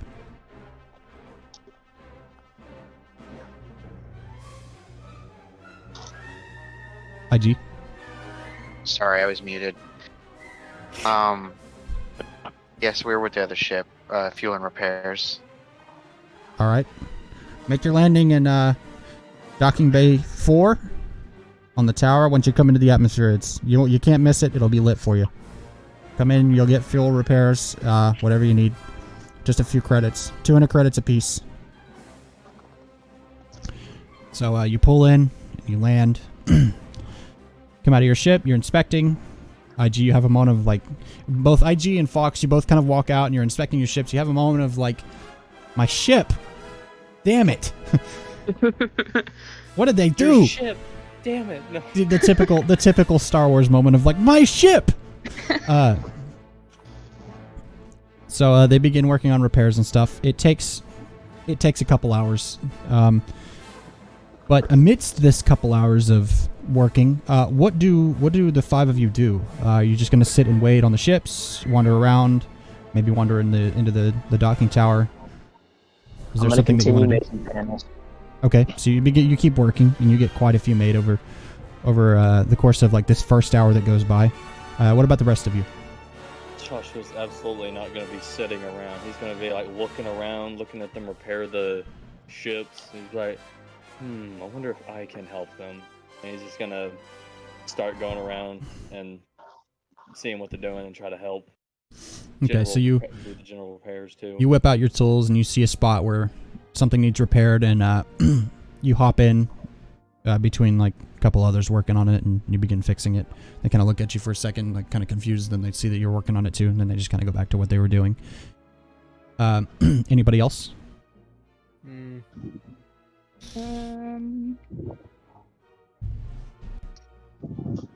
Would this be a good time to try and work a gig? Let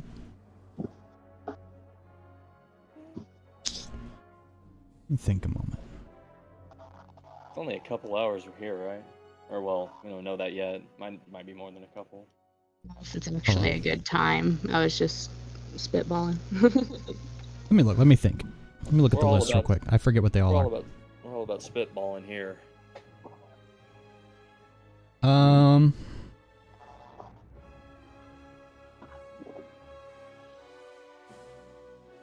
What are your gigs on the subject? Well, probably cargo. I get to pick 3, right? Yeah, you have 3 that you pick. Yeah. Okay, so probably cargo hauling, which I obviously can't do while my ship's being repaired. Mm-hmm. Smuggling as well, and then probably scavenging. Scavenging. Okay. So there's just a pile of parts on this dock. It's a fuel and repair dock, so there's a pile of parts. You can definitely find some stuff that you could probably sell at some point. So you dig through and you find a few things here and there. Wandering over to Joshua and saying, like, "Is this worth anything? Do you know what this is?" And like, eventually you come back with a thing or two that he goes, "Oh yeah." And Nice. Oh, that's a fishing battery. Oh man. yeah. So you find a couple things that you could sell, probably for what is the scavenging 1 credit? Yeah, you can get like 1,000 credits out of these couple pieces that you found. That right there is the fuel coupling of a Balian class bulk freighter. Nice. Okay. All right. So anybody else want to do anything?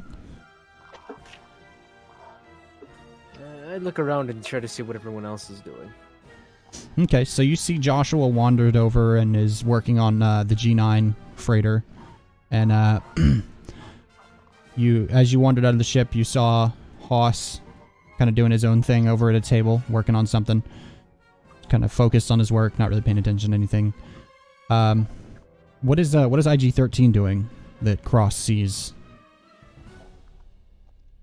Just gonna stand there and stare at Haas. So as you're looking at Haas and you see him hard at work, you notice over on the other side of him, from your perspective behind him, is just like standing next to the table, just head pointed like straight down, watching everything that he does for some reason. And yeah, so yeah, you see Fox as you step down out of the ramp. Of course, you see Joshua, like I said, and then you see Fox kind of walking back and forth, looking at pieces. And then eventually, Joshua and Fox exchange nods as she's holding like 2 different pieces in her hands, and then she goes back up in her ship.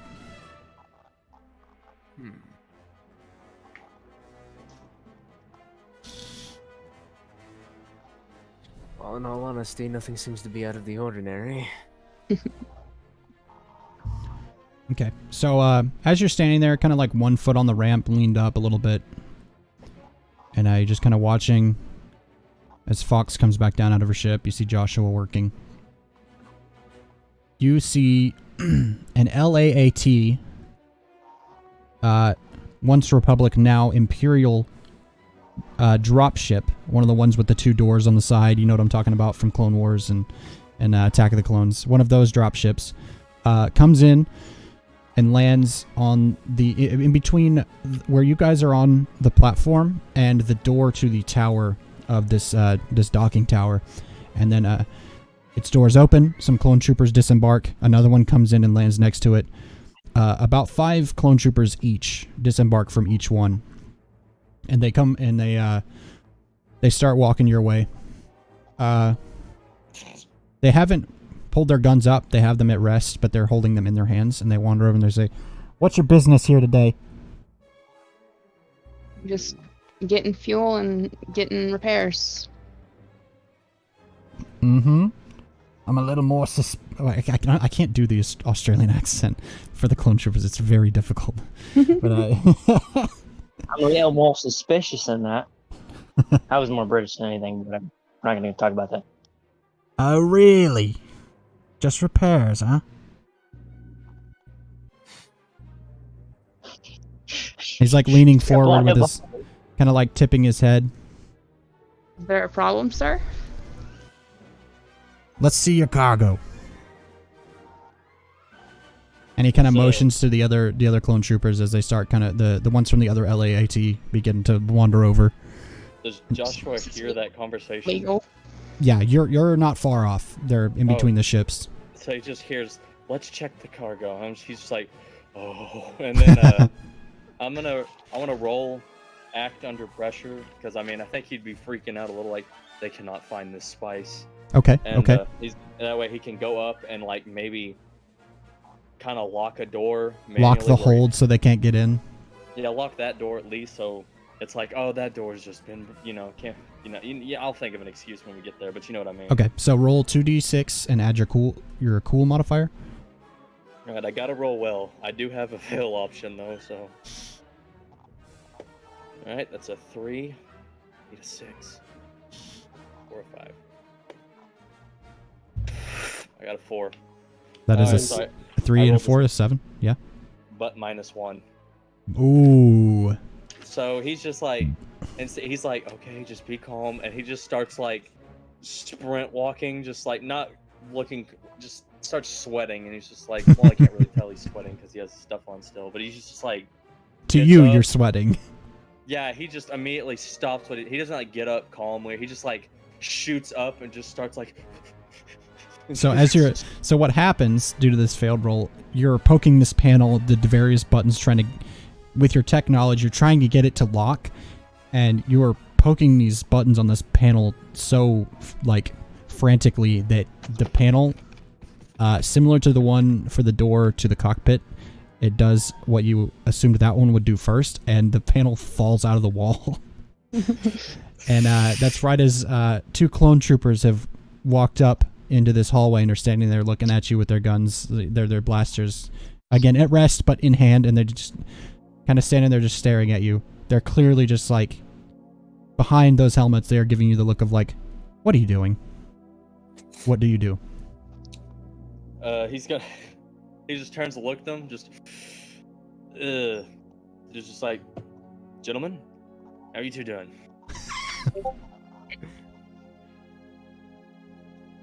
So, silence. So one of them looks at you and says, "Open the hold." I'm sorry. As you can see, this panel's broken. What? I was trying to come in to grab something when I was. So as you're talking, one of them walks past you and like takes the end of his DC 15 and just bumps the panel. It not only pops back in the wall, but it also, like, as he hits it and it pops back in the wall, the door swings open. And he just goes, "Aha! I see." My, oh my. I can't believe you fixed it like that. It's impressive. Wow, I must be a real technical savant, huh? Could be. I don't know what you guys do. So as you're talking to that guy and you turn around, the other guy has the other clone trooper that didn't move has his blaster pointed at you now. He's moved in closer. His blaster is in your face. Oh, of course. All right. Now what do we got here? So he goes in and he looks around and he begins popping his, bunch of illegal spices. I see. Okay. Cuff him. And the rest. Can I try to bribe him? Can I interfere? So in this moment when he's like, just as he says, cuff him, sorry. So right as he says cuff him, Fox comes running in, like credits in fist, just like wait. Okay, what do you do? How are you gonna bribe these guys? Okay, so I say, we're Jesus Christ. Talk fast. If you we can make it worth your while. As you can see, we make a lot of money, and we can. So, blaster in hand, he just like crosses his arms and he says, "Worth our while? How much exactly are we talking here?" 1,000 credit. Uh-huh. 2 munners. And let's see. You rob someone with one cred, and counts as applying leverage, and hitting the roll with a 10 plus. Oh, this is a. Okay. So you've offered him credit, so you don't have to roll for it. Okay, that's cool. It's a cool move. That's like the one that I've read the least. So yeah, so he takes the credits, kind of jumbles them in his hand, and he says,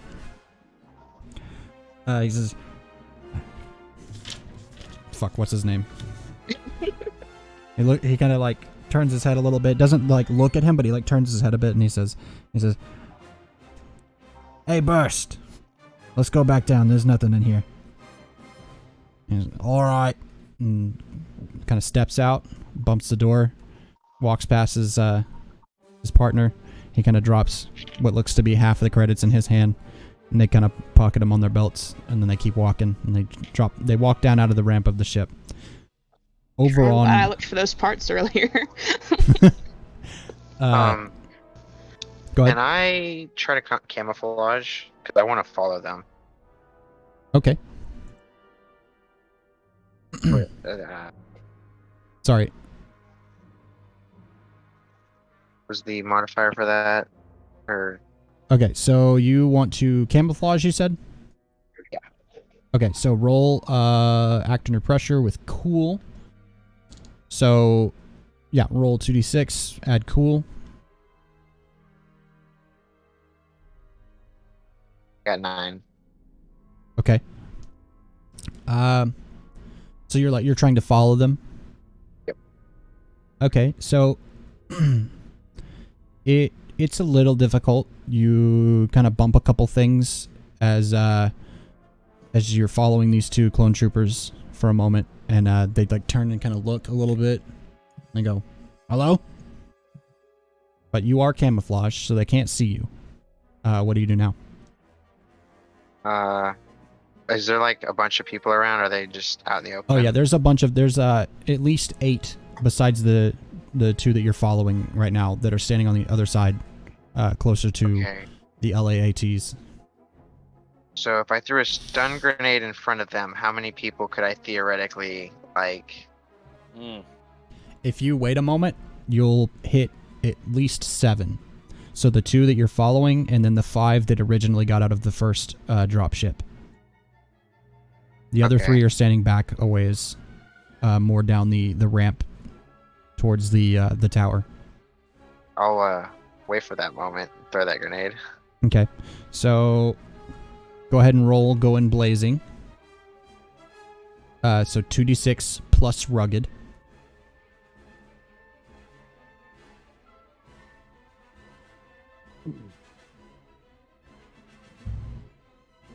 I got 10. Okay, so choose 2 from that list.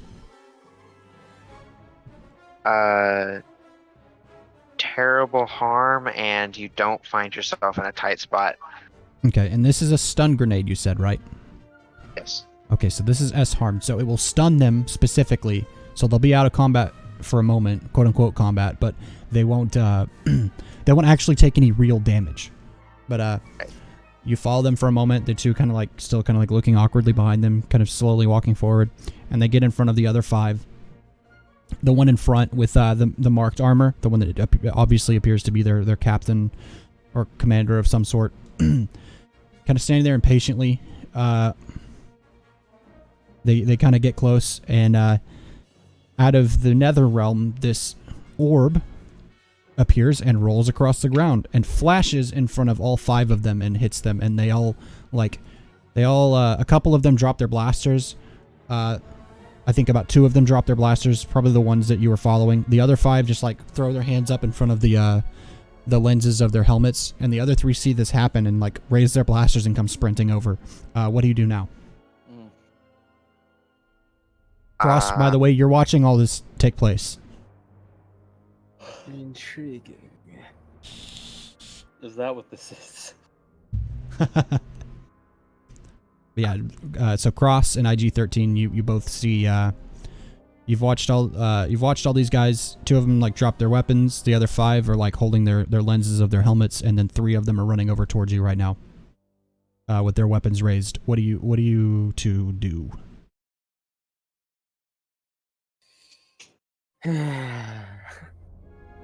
I go in guns blazing. All right, you whip out Screw the this crap. blaster or hand weapon. A hand weapon. Oh, so you're gonna pulling out the sword, huh? All right, so you'll have to close a little bit of distance, but they are running towards you. Actually,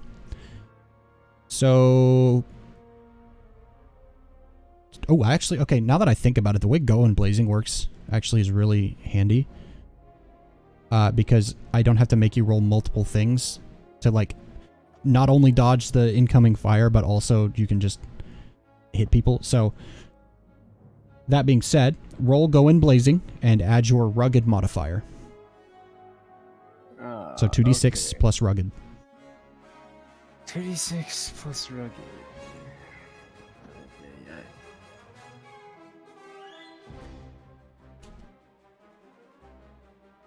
I rolled a 5. Yeah. Ooh. Ooh. Wait, what's your rugged mod? So you rolled 5 with the rugged I rolled modifier? 6. 5 with the rugged modifier. Oh. Okay, so Oh crap. yeah, so you run over and you pull out the sword and you begin taking a run at them to try and take a swing. Hold on, I have information marked for this. So you take you take 3 harm. So mark 3 harm. And by the way, the general rule of how the health is going to work in this game, because a lot of it is abstracted on purpose, I was pretty generous and I put it at 6. So once you mark 6 harm, make sure and let me know. Because when you do 6 harm, we will have to do the Suffer Wounds move at the very, very top. I have this all written down on my paper here. So Okay. we're good. So yeah, once you hit 6 harm, you'll do the Suffer Wounds move, and I'll go over that with you. We'll roll it and all that, and we'll determine how that works. The other thing that is also accompanied that, so the 6 harm, each 6 harm equals 1 wound. Once you hit 3 wounds, you are incapacitated and dying rapidly, which is the face death move. It's not like D&D or other games. You're not just dead. Again, why I love these narrative games. You don't just fucking die, but if you don't get help soon, you will probably die. Okay, so back to the action here. So Cross, you take a couple shots. One flies over you, and then the other one hits you like dead in like the peck of your armor on like the chest plate. Seems to have maybe hit a weak spot because it goes right through and hits you in the touch the skin, burns you, does not feel good at all. So yeah, as I said, mark 3 the 3 harm. Then I got to do one quick thing. Already done. 10 of these guys, right? Yeah. Boy, oh boy.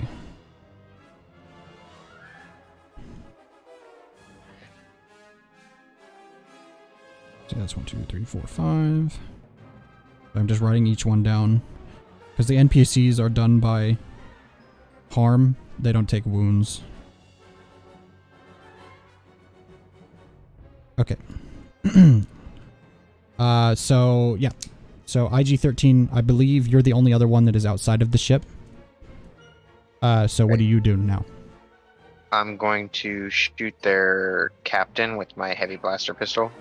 Okay, that's also that's 3 harm, right? Yes. Okay, so roll Go in Blazing. So 2d6 plus rugged.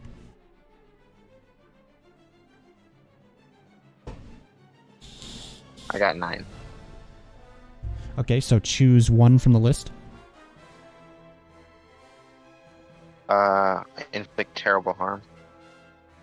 Okay, so As you pull out this weapon and begin firing, your camouflage drops naturally due to the fact that you're taking action now.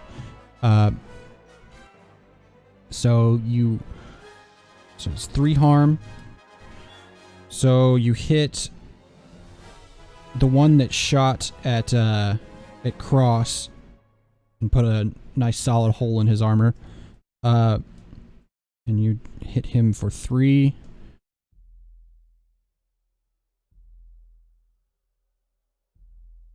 He takes the hit pretty hard.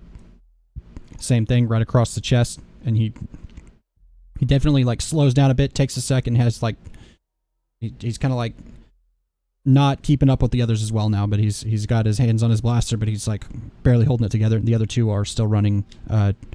They begin to split. Now the other one has seen you, so one is running towards you, and the other one is running at Cross, while the other one is like kind of limping his way towards one or the other. Can't really tell which one yet. Everybody else, you're hearing blaster fire now. Take place outside of the ships. What do any of you do? I guess I run to see, what's going on and how, if they need any help, or who was under attack and if they need help. So you come down the ramp, and as you round the ramp, you see a flash as you're walking down the ramp, and as you round, you see a bunch of clone troopers holding their lenses of their helmets, and then 3 of them start running. You see Cross whip out the sword and then take a shot to the chest, and then you see IG appear out of nowhere and shoot the one that shot Cross, and then the 2 others now in front of this guy split and begin running one and the other towards Cross and the IG-13. What are you gonna do? Okay, so... Sorry, I'm looking at my You're fine. options. Take your time. New game for everybody. Say if you guys ever play Dungeon World with us, it'll be the same thing. Not quite as bad. You'll have a little bit of familiarity, but it'll be the same thing. Kind of learning new stuff. I guess I'm gonna be like, God damn it, they got into a fight, and I'm gonna try and get Joshua's attention. And kind of tell them, I'm gonna help, and I try to fire on. They're not looking at me, so I'm gonna try and catch them by surprise and shoot them in the back. Okay, so they don't see you coming. So roll your going blazing to see if you can hit them. So 2d6 and add your rugged modifier. Okay. Ooh, I got 12. Damn. I rolled Okay. 2 6s, and my modifier is +0. Okay, so you go ahead and fire off a shot, and sorry, my camera was being dumb again. Why is it doing that? So you whip out your blaster kind of reluctantly, like, they got into a fight. Pull it out, point it, take kind of a wild shot, goes flying over the one running at IG-13. And wait, did you specify which one you were shooting at, by the way? Whichever one's closest to me. Okay, it would be the one close to IG-13. So you fire at the one by IG-13, and it kind of goes whizzing over his head, and he like glances up, sees the shot, and then looks over and sees you. He slows his pace to a walk now, pulls his DC 15 up, and takes a shot at you. And Great. mark 3 harm, because he hit you pretty well. Lovely. Love to see it. Lovely. All right, so what about the rest of you? Haas, you're hearing blaster fire. Joshua, you've heard Fox call out to you, and then you heard 2 blaster shots ring out. After, of course, all of the other commotion as described, all the different various noises. Shit. Joshua looks to see if is there anyone working on the engine of this ship? Seeing all this happening, as you come down onto the ramp, you see that the one's working on the G9. At a quick glance, because you are a technical savant, I won't make you roll, of course, but again, having technical savant, you take a quick glance and you see that like it's repaired. They just didn't get the panels back on, and the two guys working on it, the 2 Bothans, have they're leaned back against what they can lean back on the like under the underbelly of the ship, like trying to stay out of the way. They look like they're trying to maybe scoot out of the way and get out of there as fast as possible. Yeah, Joshua's gonna be like, "You two, get the fuck down, get out of here now!" And he's gonna run back to the cockpit, and he's gonna try getting the ship kind of started. Okay. Because I want to use the horizontal turret on these guys' ships, if I can. Okay. So you run up. We'll consider all of these things happening at one time. So roll act under pressure, 2d6, plus your. Wait, is that the one that you roll with Canny? Act under pressures with cool. Wait, what was that? What does that thing change? I forget. It's my pit droid. Oh, it's your pit droid. Oh, that's right. Yeah. Okay. So for you, just you roll your 2d6 plus cool, like normal, and we'll see if you can do all of these things. Oh my god, I rolled a 6, and then a 2, so that's 8 minus 1, so I got a 7. Okay, so you get up there and you flip the power on real quick. You hop over into your seat from before, and you look through the little viewport and you turn the cannon. You fire several times, several of them missing because it's like turning as you're firing, kind of frantic in the moment. You hit one of the LAATs and it blows up. You get one and it like breaks apart. So I might mention, so each class of ship that is like larger by tag than another. So like this is a like small transport versus like a starfighter. The harm translates a little bit weirdly. I won't try to describe how I think it works. In this case, your ship is a lot bigger than these LAATs. They aren't shielded, as far as I know. They're just like they're drop ships. They're not meant to be in battles and stuff like that. But yeah, you hit this thing, it splits in two and then falls off the bridge platform up to the tower, and now all that remains is the other LAAT drop ship. And that's what I'm going after next. But the cannon is overheated. Shit. Okay, the rest of you, there's 3 of you exchanging blaster shots with these clone troopers. We'll abstract that for the moment since he runs up and turns on the ship. And Haas, what about you? What are you doing?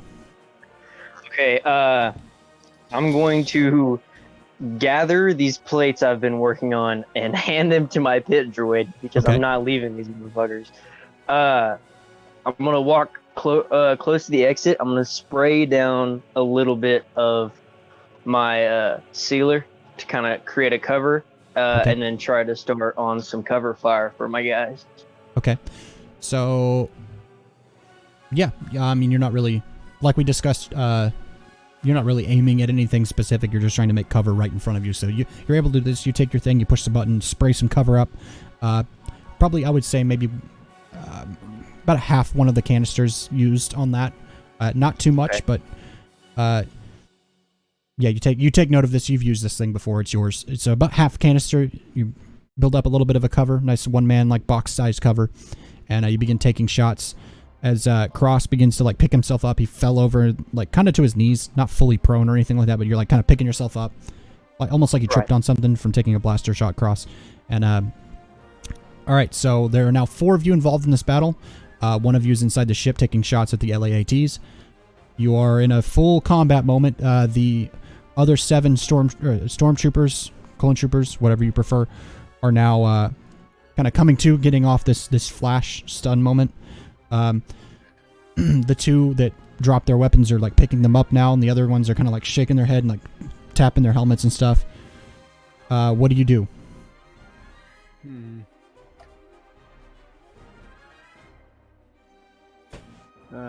Act under pressure? I mean, you wouldn't need to. If you want to shoot at somebody, it would just be going blazing. Pretty much, yeah, I guess so, yeah. Okay, yeah, so you just take another swipe with your sword. Yeah, I take So the one that had split off and come running towards you, he reaches you, and you come up with your sword. You get, like I said, you kind of get up off your knees really quick. So roll 2d6 plus your rugged modifier. Okay, plus the rugged modifier, 2d6.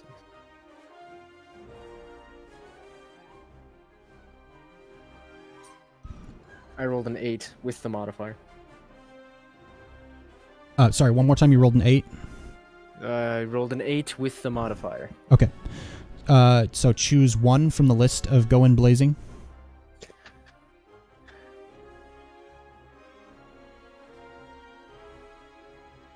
I take something from the opposition. Okay. So as this guy runs towards you and you come up with your sword, what is the harm on your sword? Is it 2? Let me check. Hold on, I have it here. It is, 2 harm total. And as you said, it is hidden.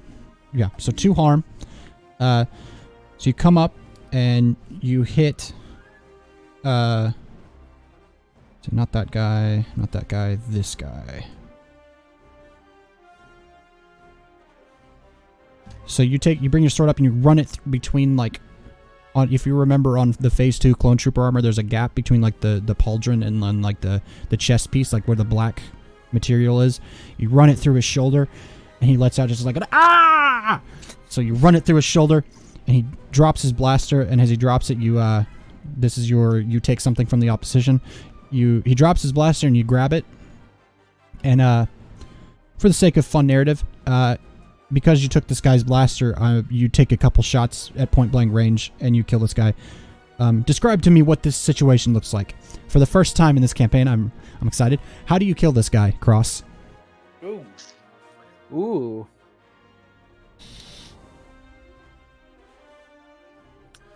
I take his blaster and I shoot him in the head with it. Just gonna whip the sword out and do a nice straight to the helmet. So, probably not seeing directly, but you guys know that this clone trooper, the first one, has dropped to the ground, is definitely dead.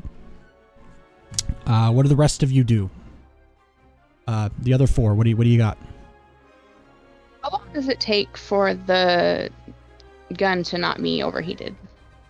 It takes a minute. I was about to say. I would say by the time we swing back around over to Joshua, whatever the next time is, I'd say that it's probably cooled down by now enough for a couple shots. Oh, all right. Well, when we get back to me, I think my next idea is gonna blow your mind if I can do it. All right. Let's hold it for a moment since like we've established that it takes a second to unoverheat. Let's do like one more person and then we'll come back around to Joshua for that. So who wants to go next? Who has something that they want to do? I want to try to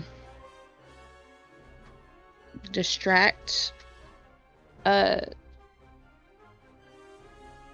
don't know. I had an idea, but then I was like, that's probably not a good idea. Well, what do you got? I want to hear it. I mean, you don't have to use it, but what do you got?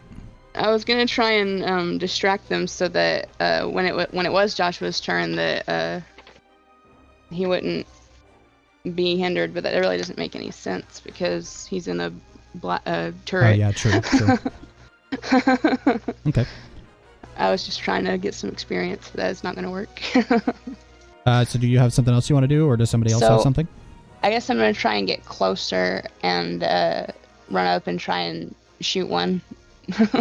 Okay, so are you gonna run up to like alongside IG-13 and back him up? Yeah. Maybe like grab him and like pull him to cover while you take a few shots? Yeah, sure. Let's do that. Okay, so you run over, you grab IG-13 by the shoulder, and you start pulling him back so he doesn't take some blaster fire. Roll Go in Blazing, so 2d6 plus rugged. Okay.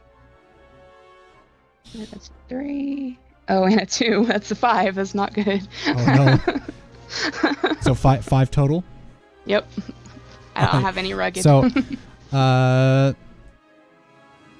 So yeah, that will be another 3 harm. You do take a shot. I will say, for sake of narrative, you are able to grab IG-13. You pull him and you start getting behind cover. That's you good, shove at him least. down, kind of behind like the ramp of the ship, facing the opposite direction. So like the front of the ship facing away from the tower, and the ramp drops down forward facing, or rear facing. I don't remember. Whichever way it is. Anyways, the ramp is facing away from the tower, and so you like hide behind the ramp. As you shove IG-13 down, you take a shot like in your side, like in your torso. Mark another 3 harm, and we're gonna do. We gotta do the suffer wounds, right? Because that's 6 harm. Okay. So, you have 6 harm. Mark 1 wound on your sheet, and then roll 2d6. And then add the number of wounds suffered, so it would just be +1. So 2d6 plus 1. That's 6. So 6 total? Yeah. Okay. Hold on. Wait.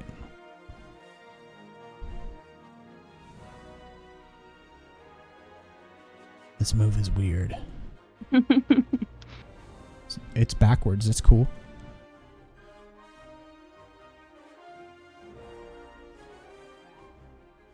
Okay, so you...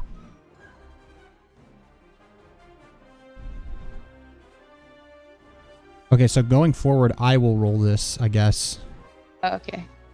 Which is unusual for a game like this, but, I mean, I want to have something to roll, you know? But,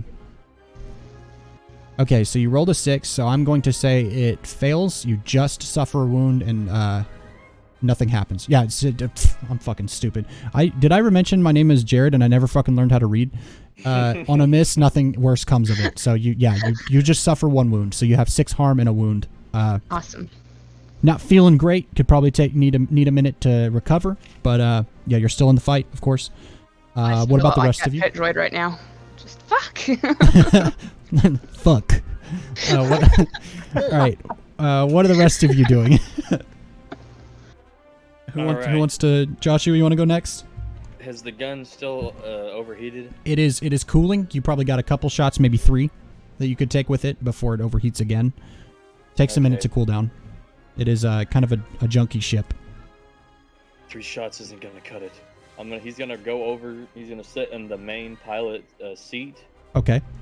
And according to that little diagram I posted, the G9 is equipped with proton missiles. Yeah. I think I can fire one near the LLAT, maybe away from people, but definitely like on the ship. Like shoot it over the other side of it and hit it with the blast. Yeah, try to hit it with the blast instead of like hitting it directly and probably injuring everyone on my side. Okay. Yeah. Go ahead and... That's the only reason I didn't try that yet. Again, because you're not shooting at anything that's moving, we'll call this an act under pressure roll to try and like aim this in a very specific way. So act under pressure, 2d6 plus cool. Oh, that actually makes sense. Makes a lot of sense. Can I roll under pressure though? Oh, that's oh.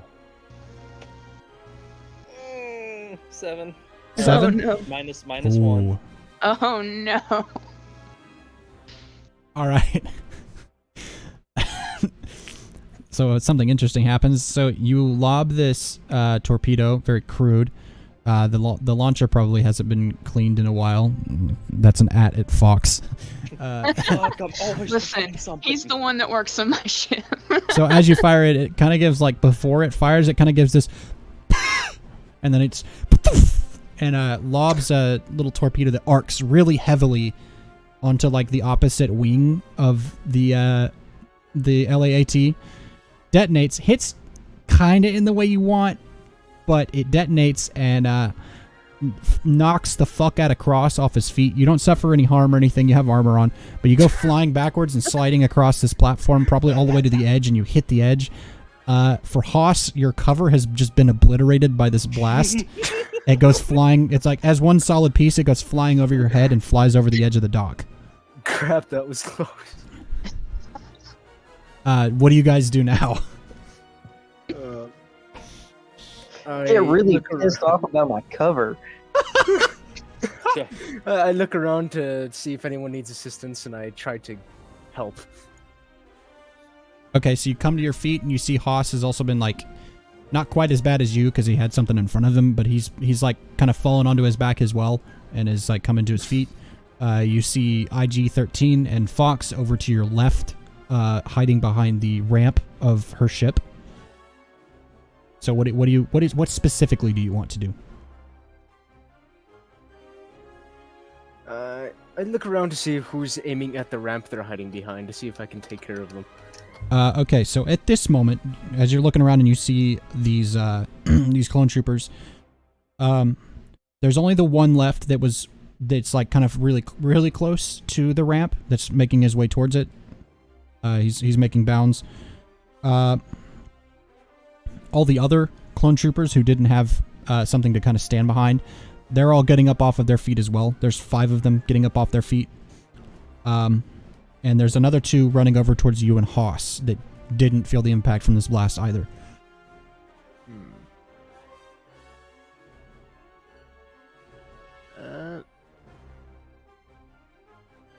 I notice that the guy's getting awfully close to the ramp, and I attempt to shoot him with my pistol.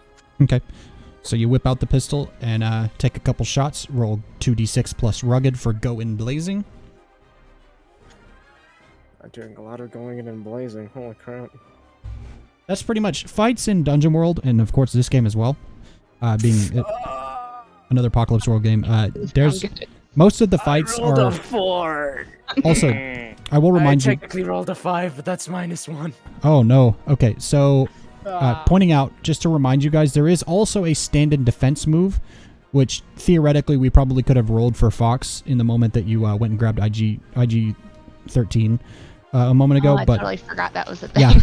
Yeah, I won't lie to you. We rolled it once in a 10-session campaign in Dungeon World because it's virtually the same move for the most part. But it is a cool move. I will emphasize, try and use it if you see the opportunity. I won't force it on you, obviously. But just going forward, reminding myself and everyone else as well, that move is also there. It should be right next to Go in Blazing, like literally almost maybe even attached to it so that you don't miss it. But yeah, just remember that that's there, and I'll do my best to also remember it's there and ask when it comes up. Anyways, so you rolled a 4 total. So as you're coming to your feet, and you run over and you begin helping, like picking up Haas, and you whip out your blaster and fire a couple shots as like you're pulling him up. And as he does, he kind of like, is like motioning to get himself up in a weird way. And you have your hand on his jacket, and he kind of like pulls to one side as he's trying to stand up really quickly. And he lurches you to the side, and your blaster goes off, and it hits kind of where the repairs were being made on the G9 ship, and you've put a hole in something. You might want to check that out after this fight ends. I might have to pay for something later. Joshua just hears a little ting, just like, God damn it. But okay, so yeah. My bad. All right, so what who else wants to do something? I guess I'm gonna lean out and try to shoot. Okay, take some more shots. Mhm. If anybody else is also... So for the sake of brevity here, if anybody else also wants to take a few shots all at the same time, I will say we can all roll Go in Blazing. So who else wants to be shooting back? Since we're all kind of behind cover and in a moment of where we're just kind of exchanging shots. Seeing as how Cross just fired himself, let's say between Haas, IG, and Fox, do you all 3 want to roll at the same time to take some shots? I have another idea, but I was Okay. wanting to do something. Okay, that's fine. Yeah, that's why I wanted to check. But going forward, also, like, you can do that also. Just let me know. So, Fox, go ahead and roll Go in Blazing, and then add your Rugged modifier, 2d6 plus Rugged. Yeah, I got an 8. Okay, so choose one from the list. I would like to inflict terrible harm.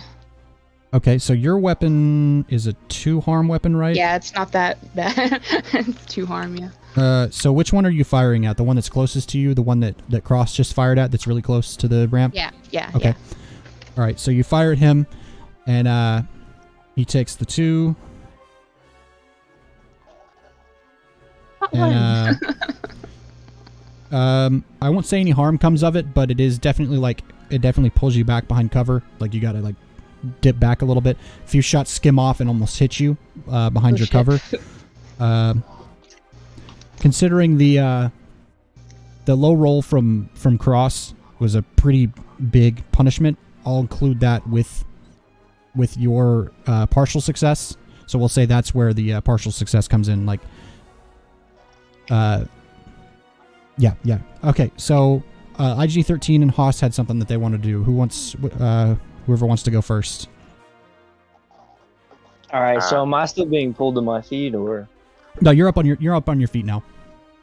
Some shots have been exchanged and stuff. I'm gonna try and spray one of them with the canister. We're gonna put one of them boys out of commission. Yeah, there's 2 of them running at you. Let's say. So they're pretty close to you. I don't think this would be much of a difficult thing to do. So yeah, I'm you're gonna able aim to specifically for the crotch. for the crotch. All right, lock up his legs.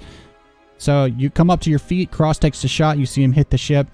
Fox takes a few shots at the one running that's really close to them, and you pull out your spray and you spray the crotch of the one. He can't really move. His legs are locked up, and he can't move. He kind of falls over to the ground, is like trying to push this stuff off or something, like trying to figure out how to get it off of him. And then the other one's just standing there looking confused at his partner, and then he like pulls his gun back up and starts running towards you again.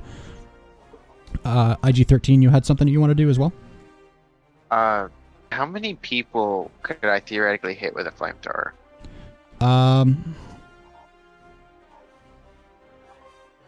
Right now, I would say, considering the range, if you step out and take a few steps forward, you could hit that I one. was Go I was ahead. thinking about like jetpacking up to a group of them.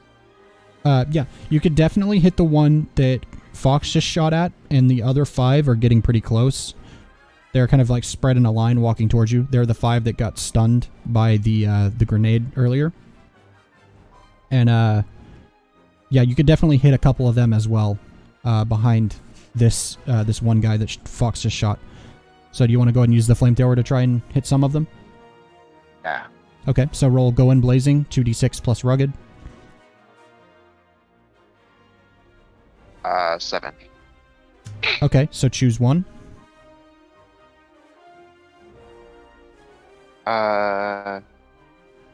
You suffered little harm. Okay, so you come up, a few blaster bolts kind of dink off of your armor as you and just start lighting these guys up. You hit the one clone trooper that Fox just shot. He's gone. He falls to the ground and is incinerated. The other 2 also take 2 harm from your weapon. So the other 2 take quite a big hit from this, and they kind of like are scrambling to get themselves out and all that. And all right, so a bunch of them burned. One of them's dropped. One of them's stuck kind of over on the ground. There are 4 of them that are completely mobile and not putting themselves out of fire right now. What do you guys do? Is there still the how many are in the group of 5 that IG just attacked? 2 of them got hit with the flamethrower, and the other 3 are to the right of the G9, in between the ships. And they're also kind of marching forward in the same fashion, kind of in like a line, taking shots and whatnot. Can I aim there with the turret? That would be like directly below the wing, so probably not. Directly below the wing. Is there any of them that I can shoot at with the turret? No, because they're all under and like between the ships right now, so the turret wouldn't be helpful in shooting at any of them. Alright. It doesn't have that much movement. Joshua's gonna say, to hell with this. Runs 'Cause out that- of the cockpit and he's Joshua gonna go to joins where the Fox fray. is. So you're gonna run out of the cockpit and do what now? He's gonna run over to where Fox is. Okay. So you run down the ramp, and as you come down the ramp, you see IG-13 to the left, like standing out in the open, and you see Fox kind of like behind the ramp in cover, peeking out, taking a couple shots every now and again. So what are you gonna do? Yeah, I'm probably gonna do what she's doing. Maybe get on the other side. That way I have my area of cover. Okay. And just start taking pot shots at them. Okay, so go ahead and roll Go In Blazing and add your rugged modifier, so 2d6 plus rugged. Got a -1 rugged too. Oh boy, that's a 3. Fellow man of culture. And that's a 4. All right. I have failed again. These dice are stinky today.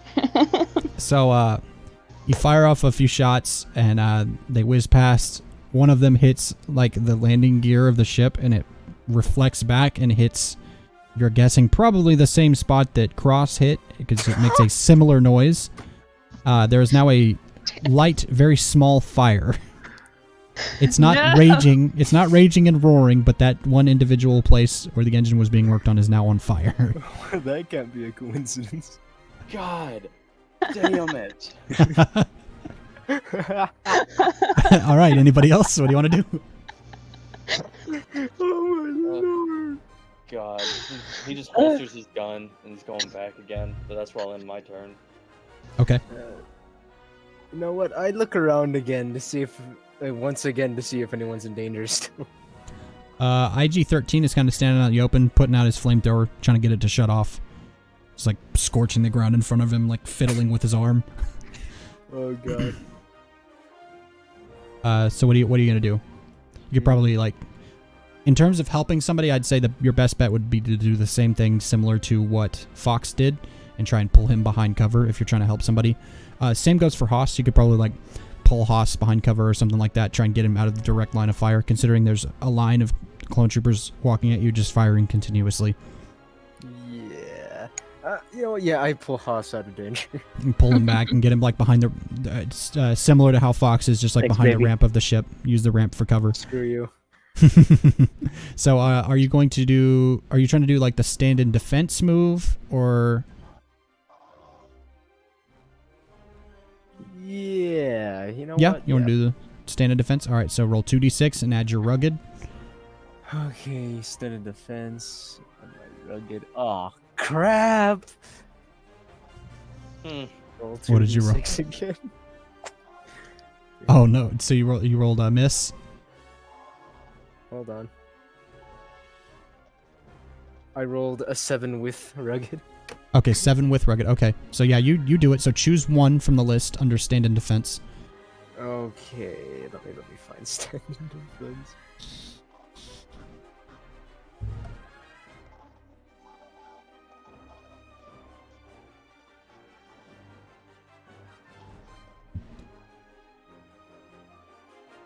Ooh.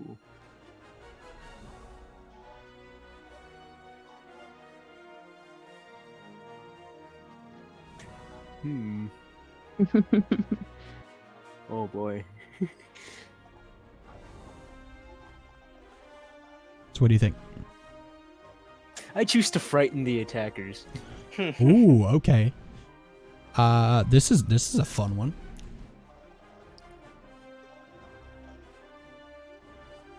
Okay, so yeah.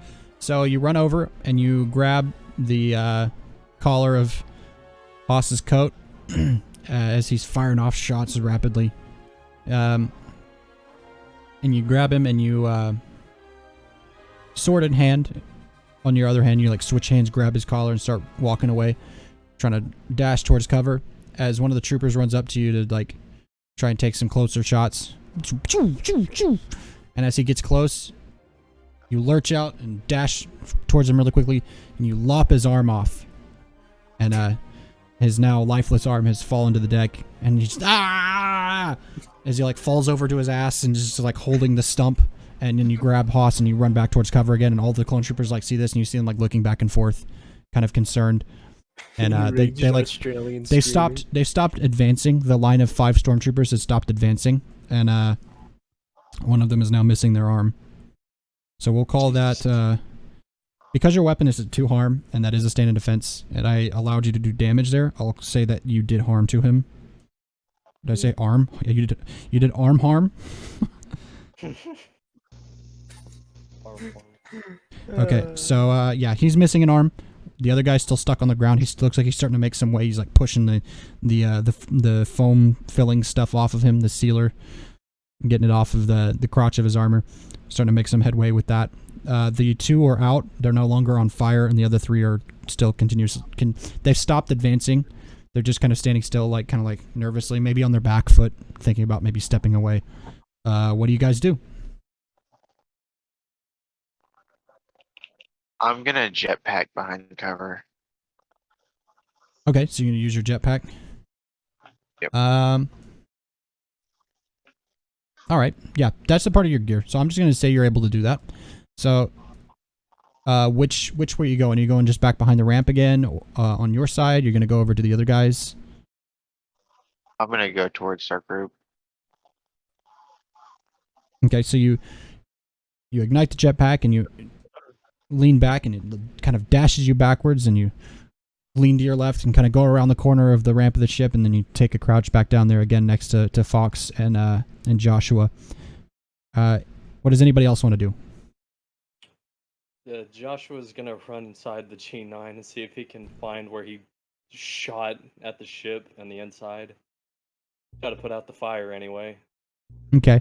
So you go into the hangar, like you go up the ramp, you go into the hangar area, and you begin tearing around in the same area roughly where you were before. And you see some smoke, but no like actual flames there. So looking at this, you're probably going to have to go on the underside of the ship where, like directly where you shot it, and probably fix it there. The underside? Yeah, the underside of the ship. Sorry, I said shide. Is the underside, my friend? The underside. She underside? Yeah, you'll have to get underneath it. You can see the smoke, but there's nothing there actually to fix because the shots were directly on like some of the pieces underneath the ship. Right, who else wants to go? What do you got? You got... I will say, there's 4 of them that are not looking so great, and there's one that's like stuck, starting to get unstuck, and 3 of them that are looking healthy and still around, but they're not advancing anymore due to Cross like lopping off one of the arms of their comrades. Still any that are close to me? Say again? Are there still any that are close to me? No, that one was burned. Okay, that's what I thought. I'm gonna go to the underside of the ship and try to put out the fire if I can. Okay. So you run out and we'll call this an act under pressure roll. So roll 2d6 plus cool. Okay, that's a 6, and the dice fell off the table. And a 1, and my cool is plus 2, so 6, 7, 8, 9. Okay, so you get over there, you duck one shot, you duck another. One maybe like tears through like the back of your shirt and whatnot, but I like the shirt. It doesn't quite hit you exactly, but you are being shot at continuously by the 2 that were burned by IG-13. But you are able to put the fire out. Sweet. But you're in a little bit of a situation right now, and you're being shot at. That's great. So, all right, who's next? Who's up? Who wants to go now? What do you got? This fight's getting good. You're, I would say, roughly halfway there. There's quite a few clone troopers here. Halfway there. Oh man, I don't got Considering much time how left. this fight is stabilized, it may not take much longer.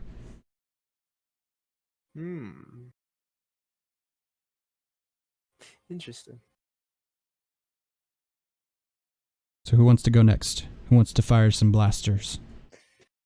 I look at my surroundings and see who's gonna get shot. Definitely Fox, but she's roughly like 25 feet away from you. So it'll be quite the act to get over there, but it'll be an act under pressure roll to get over there, but you can do it, yeah. Who's aiming at her? I have a scope on my pistol. I could possibly try to make the of shot. those 5 clone troopers that were stunned originally, the 2 on the very far left, which would be closest to her, the ones that got hit by IG-13's flamethrower, are now walking towards her. They're no longer on fire, of course, but they're advancing towards her, taking shots.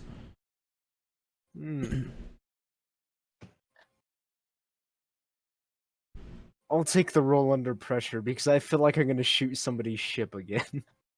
Okay, so you're gonna try and run over and like get her out of there or something? Yeah, pretty much. Okay, so roll 2d6 plus cool. Okay, 2d6 plus cool.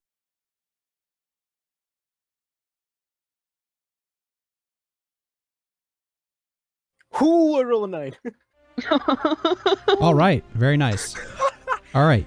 Plus 2 cool. So you sprint, and Fox, you turn your head and you see these clone troopers, and then you hear footsteps, and you look over to your right, and you see the blue armored Mandalorian man sprinting towards you at a ridiculous pace, and he comes in and tackles you behind some of the framework of the ship on the underside that will obscure you and like block you from the direct fire of these 2 clone troopers. As a part of the mixed success rather than a full success, you both are now on the ground like prone. So who wants to go next? Who's up? Who's got something?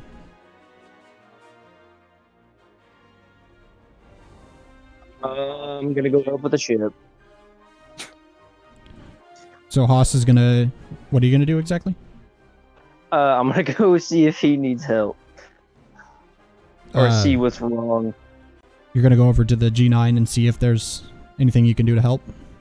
Yeah. Okay. So roll same thing, act under pressure, and add your cool. Oh wait, yeah, I'm rolling for you, right? Yes. Okay. So Thank that you. is a 8. What is your cool modifier? Roll with Canny, so +3. Okay, so that is a number that's a 11. So yeah, full Greater success. than 10. So you get over there and you check it out and you see that there's a hole in one of the pipes from where it was blasted earlier, but it's nothing that is beyond repair. You can fix it. The fire is out. And you're able to like duck behind cover with Cross and Fox also. So you're now kind of behind the underbelly framework of the ship that kind of blocks you from the clone troopers for now. You said that hole was still there, right? Yeah, there is a hole. There's a hole. So like where they pulled the panels down from the outside of the ship, those panels are still on the ground. They haven't put them back up yet. That's why he was able to like shoot those pipes and stuff directly. But one of them has like a hole in it that you can see from like a quick glance. Anything else to like look at it and whatnot, you'd probably have to roll your technical savant to try and like analyze it. But I will say, from where you're covered at, you probably could roll that successful. Like you could look at it successfully with your technical savant move. You don't have to like expose yourself or anything like that. Yeah, if I can, let's go with that.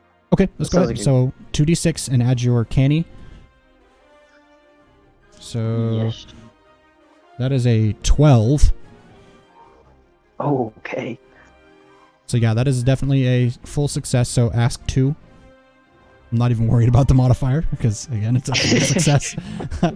But ask 2 questions from the list. Is something wrong with this? How can I fix it or exploit it? With the first question. It's going to take some pulling apart, a little bit of pulling apart again, maybe pull some hoses out and down, but nothing that will take too long for them to like get reinforcements or anything like that. You could definitely do this in a couple of minutes and then be out of there once you do this. What's the next one? For what purpose was this created? What is its purpose? This is like some fuel lines and such to the engine, thus why it was burning. Oh yeah, that's gonna need to be fixed.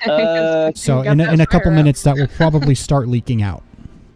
Yeah, we're gonna need to fill that with some arm gel. Okay, so you're again, like I said, you're pretty close. So you reach up and you like spray it out. So who else wants to go now? Who's got something they want to do? That awkward silence, though. Can I try to get up and shoot? Yeah, you get up off the ground, and so go ahead and roll your going blazing. 2d6 plus rugged. Oh, I rolled 5. Okay. Good. I'm gonna. Make you guide rolls this day. Okay, so I'm gonna do a hard move here, which is a thing. So you shoot and you hit one of the clone troopers, and you take him out. It was one of the ones that was wounded. So one of the ones that was closer. So he's down, but he shoots and hits you, and I will say, instead of your usual 3 harm, it's gonna be a full 6. So you'll have to mark. Yeah, go ahead and mark another wound, and then we'll do the suffer wounds move, which I will roll. By the way, it's worded. So I rolled a 4. So yeah, you just have another wound. You're not feeling too great. You got your 2 wounds on. So yeah, you're not feeling great at all. Bad time. Damn. But you got rid of one of the clone troopers. Yep. And That's good, at least.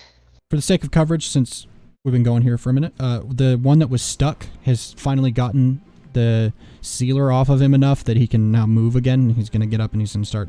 So he's way far off by the other ship to your right. And he has clear line of sight. He's going to start coming towards you guys. And then the guy that's missing an arm is right next to him, wailing and screaming on the ground, holding his stump. His stump. All right. What do you do? Who wants to go next? Joshua's looking at the panel under it from the inside. Does he notice that the smoking has stopped or anything? Yeah. It's not smoking anymore. It's cleaned up. He's like, oh, thank God.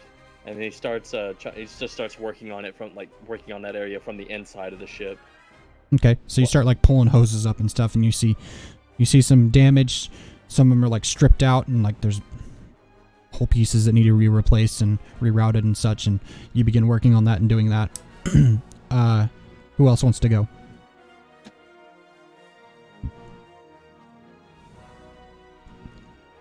See, there's. Have you gone up yet? So there are 2 that aren't looking so great, and there are 3 that are healthy, and that's all that's left. Well, no, wait, sorry, 4 that are healthy. The one that was stuck is like getting up now. He can't quite move at full speed, but he's kind of limping his way due to restriction towards you guys. I'm gonna go in blazing and try to finish off the guy who's screaming on the ground. Okay. He's not moving, so you just hit him. Or is he not? He's not Okay. moving, so you just. So yeah, he's down. If you want to shoot at another one, I'll allow that as well, of course. Good old one-armed. Yeah, you got rid of him. I was literally waiting for somebody to be like, "I shoot him," and it's like, "Yeah, you just shoot him. He's not moving. He's just screaming on the ground." Just gonna let him bleed out. That's terrible death. I'll just shoot at the one closest to me. Okay, so the other one that got burned is the one closest. So go in blazing. So 2d6 plus rugged. 9. Okay, so choose one.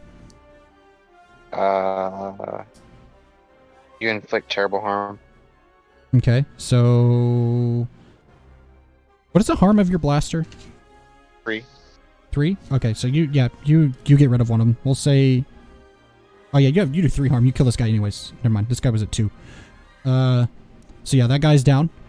So you watch IG go into like full IG bounty hunter mode. He's done fucking around. He just turns and that guy's dead. Turns. And that guy drops to the ground. So now there are 4 left that are healthy. One of them is restricted movement, but the other 3 are again, they're still not moving because they got freaked out by Cross whipping out his sword and just lopping off the guy's arm. But you're all roughly kind of in the same area now, so the fire is concentrated towards you. There's blaster bolts whizzing by, hitting the sides of the ship and stuff. No real damage being done, but they are hitting it. And so what do you guys do?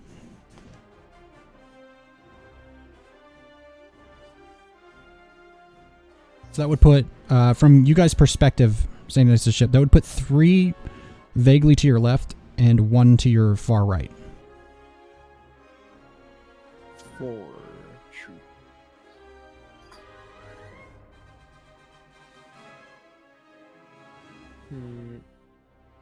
Well.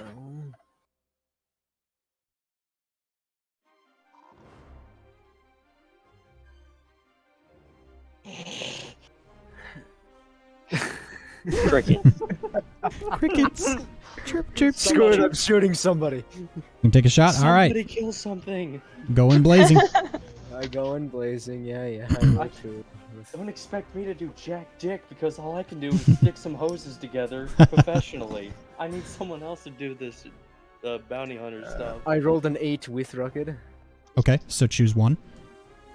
Okay,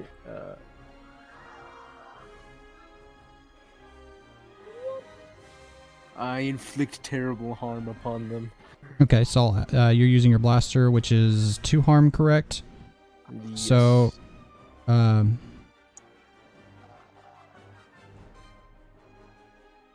okay, so yeah, so we'll say that since you choose inflict terrible harm, yeah, you get rid of one of them. Which one are you shooting at? There's the 3 on the left and the one that has line of sight on all of you from the other side, the one that got stuck. The one that has a line of sight. Okay, so yeah, you get rid of him. He's not moving much, so it's a pretty easy shot. So you just take him out, just straight to the helmet. He drops to the ground. Nice. So now there's just the 3 remaining that were in the line of that 5 that were stunned originally. They got scared and stopped moving. I'm smiling. Okay, so what do you want to do now? There's 3 more. They are kind of looking like they want to back away.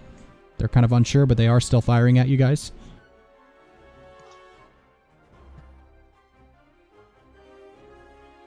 I guess I'm gonna whip out the old iron. I was about to say, And, I'm not doing this again.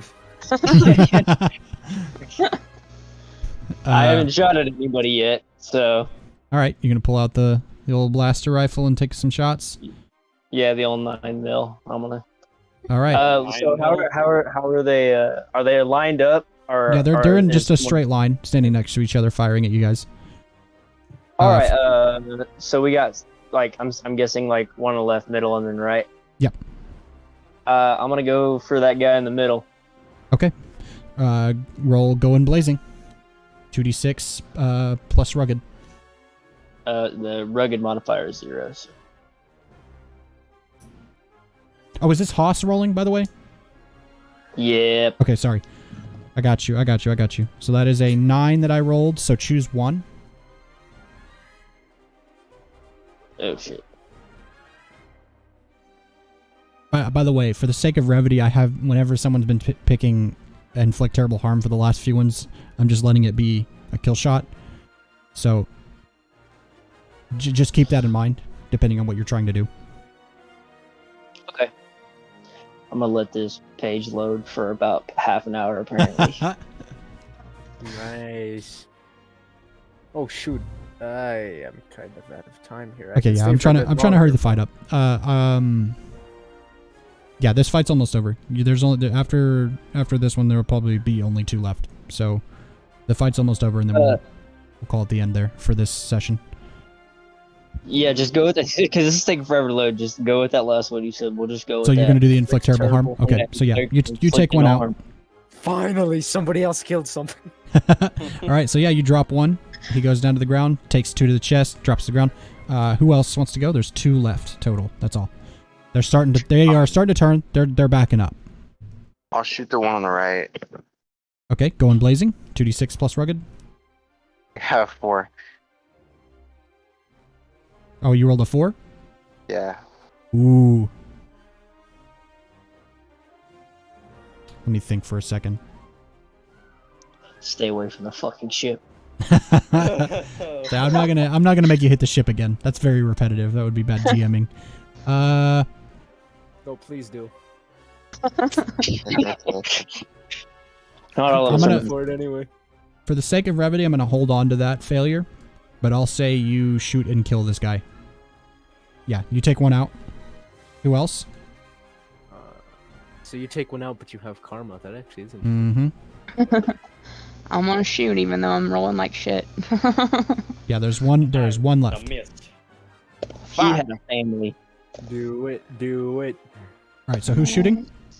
Me. I rolled with rugged, so I got a 7. 7? Okay, so choose one. Inflict terrible harm. All right, yep, that's him gone.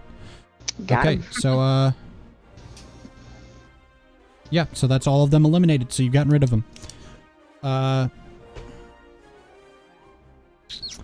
So IG-13, with that fail, you watch the one that you shot drop, and then immediately after your couple of shots, Fox sticks her gun out, fires at the other one, he drops. But you look up and you see a solid piece of the wing of that LAAT is sticking out of the front of your ship. It is not deeply embedded, but you should probably get that the fuck out of there and try and at least patch it. Man, We're not getting those spices anywhere, man. how'd that happen? We might as well just eat the spices at this point. It would probably kill you, but go ahead. Okay, so seeing that, we will call that the end of session there because Sharp has to go.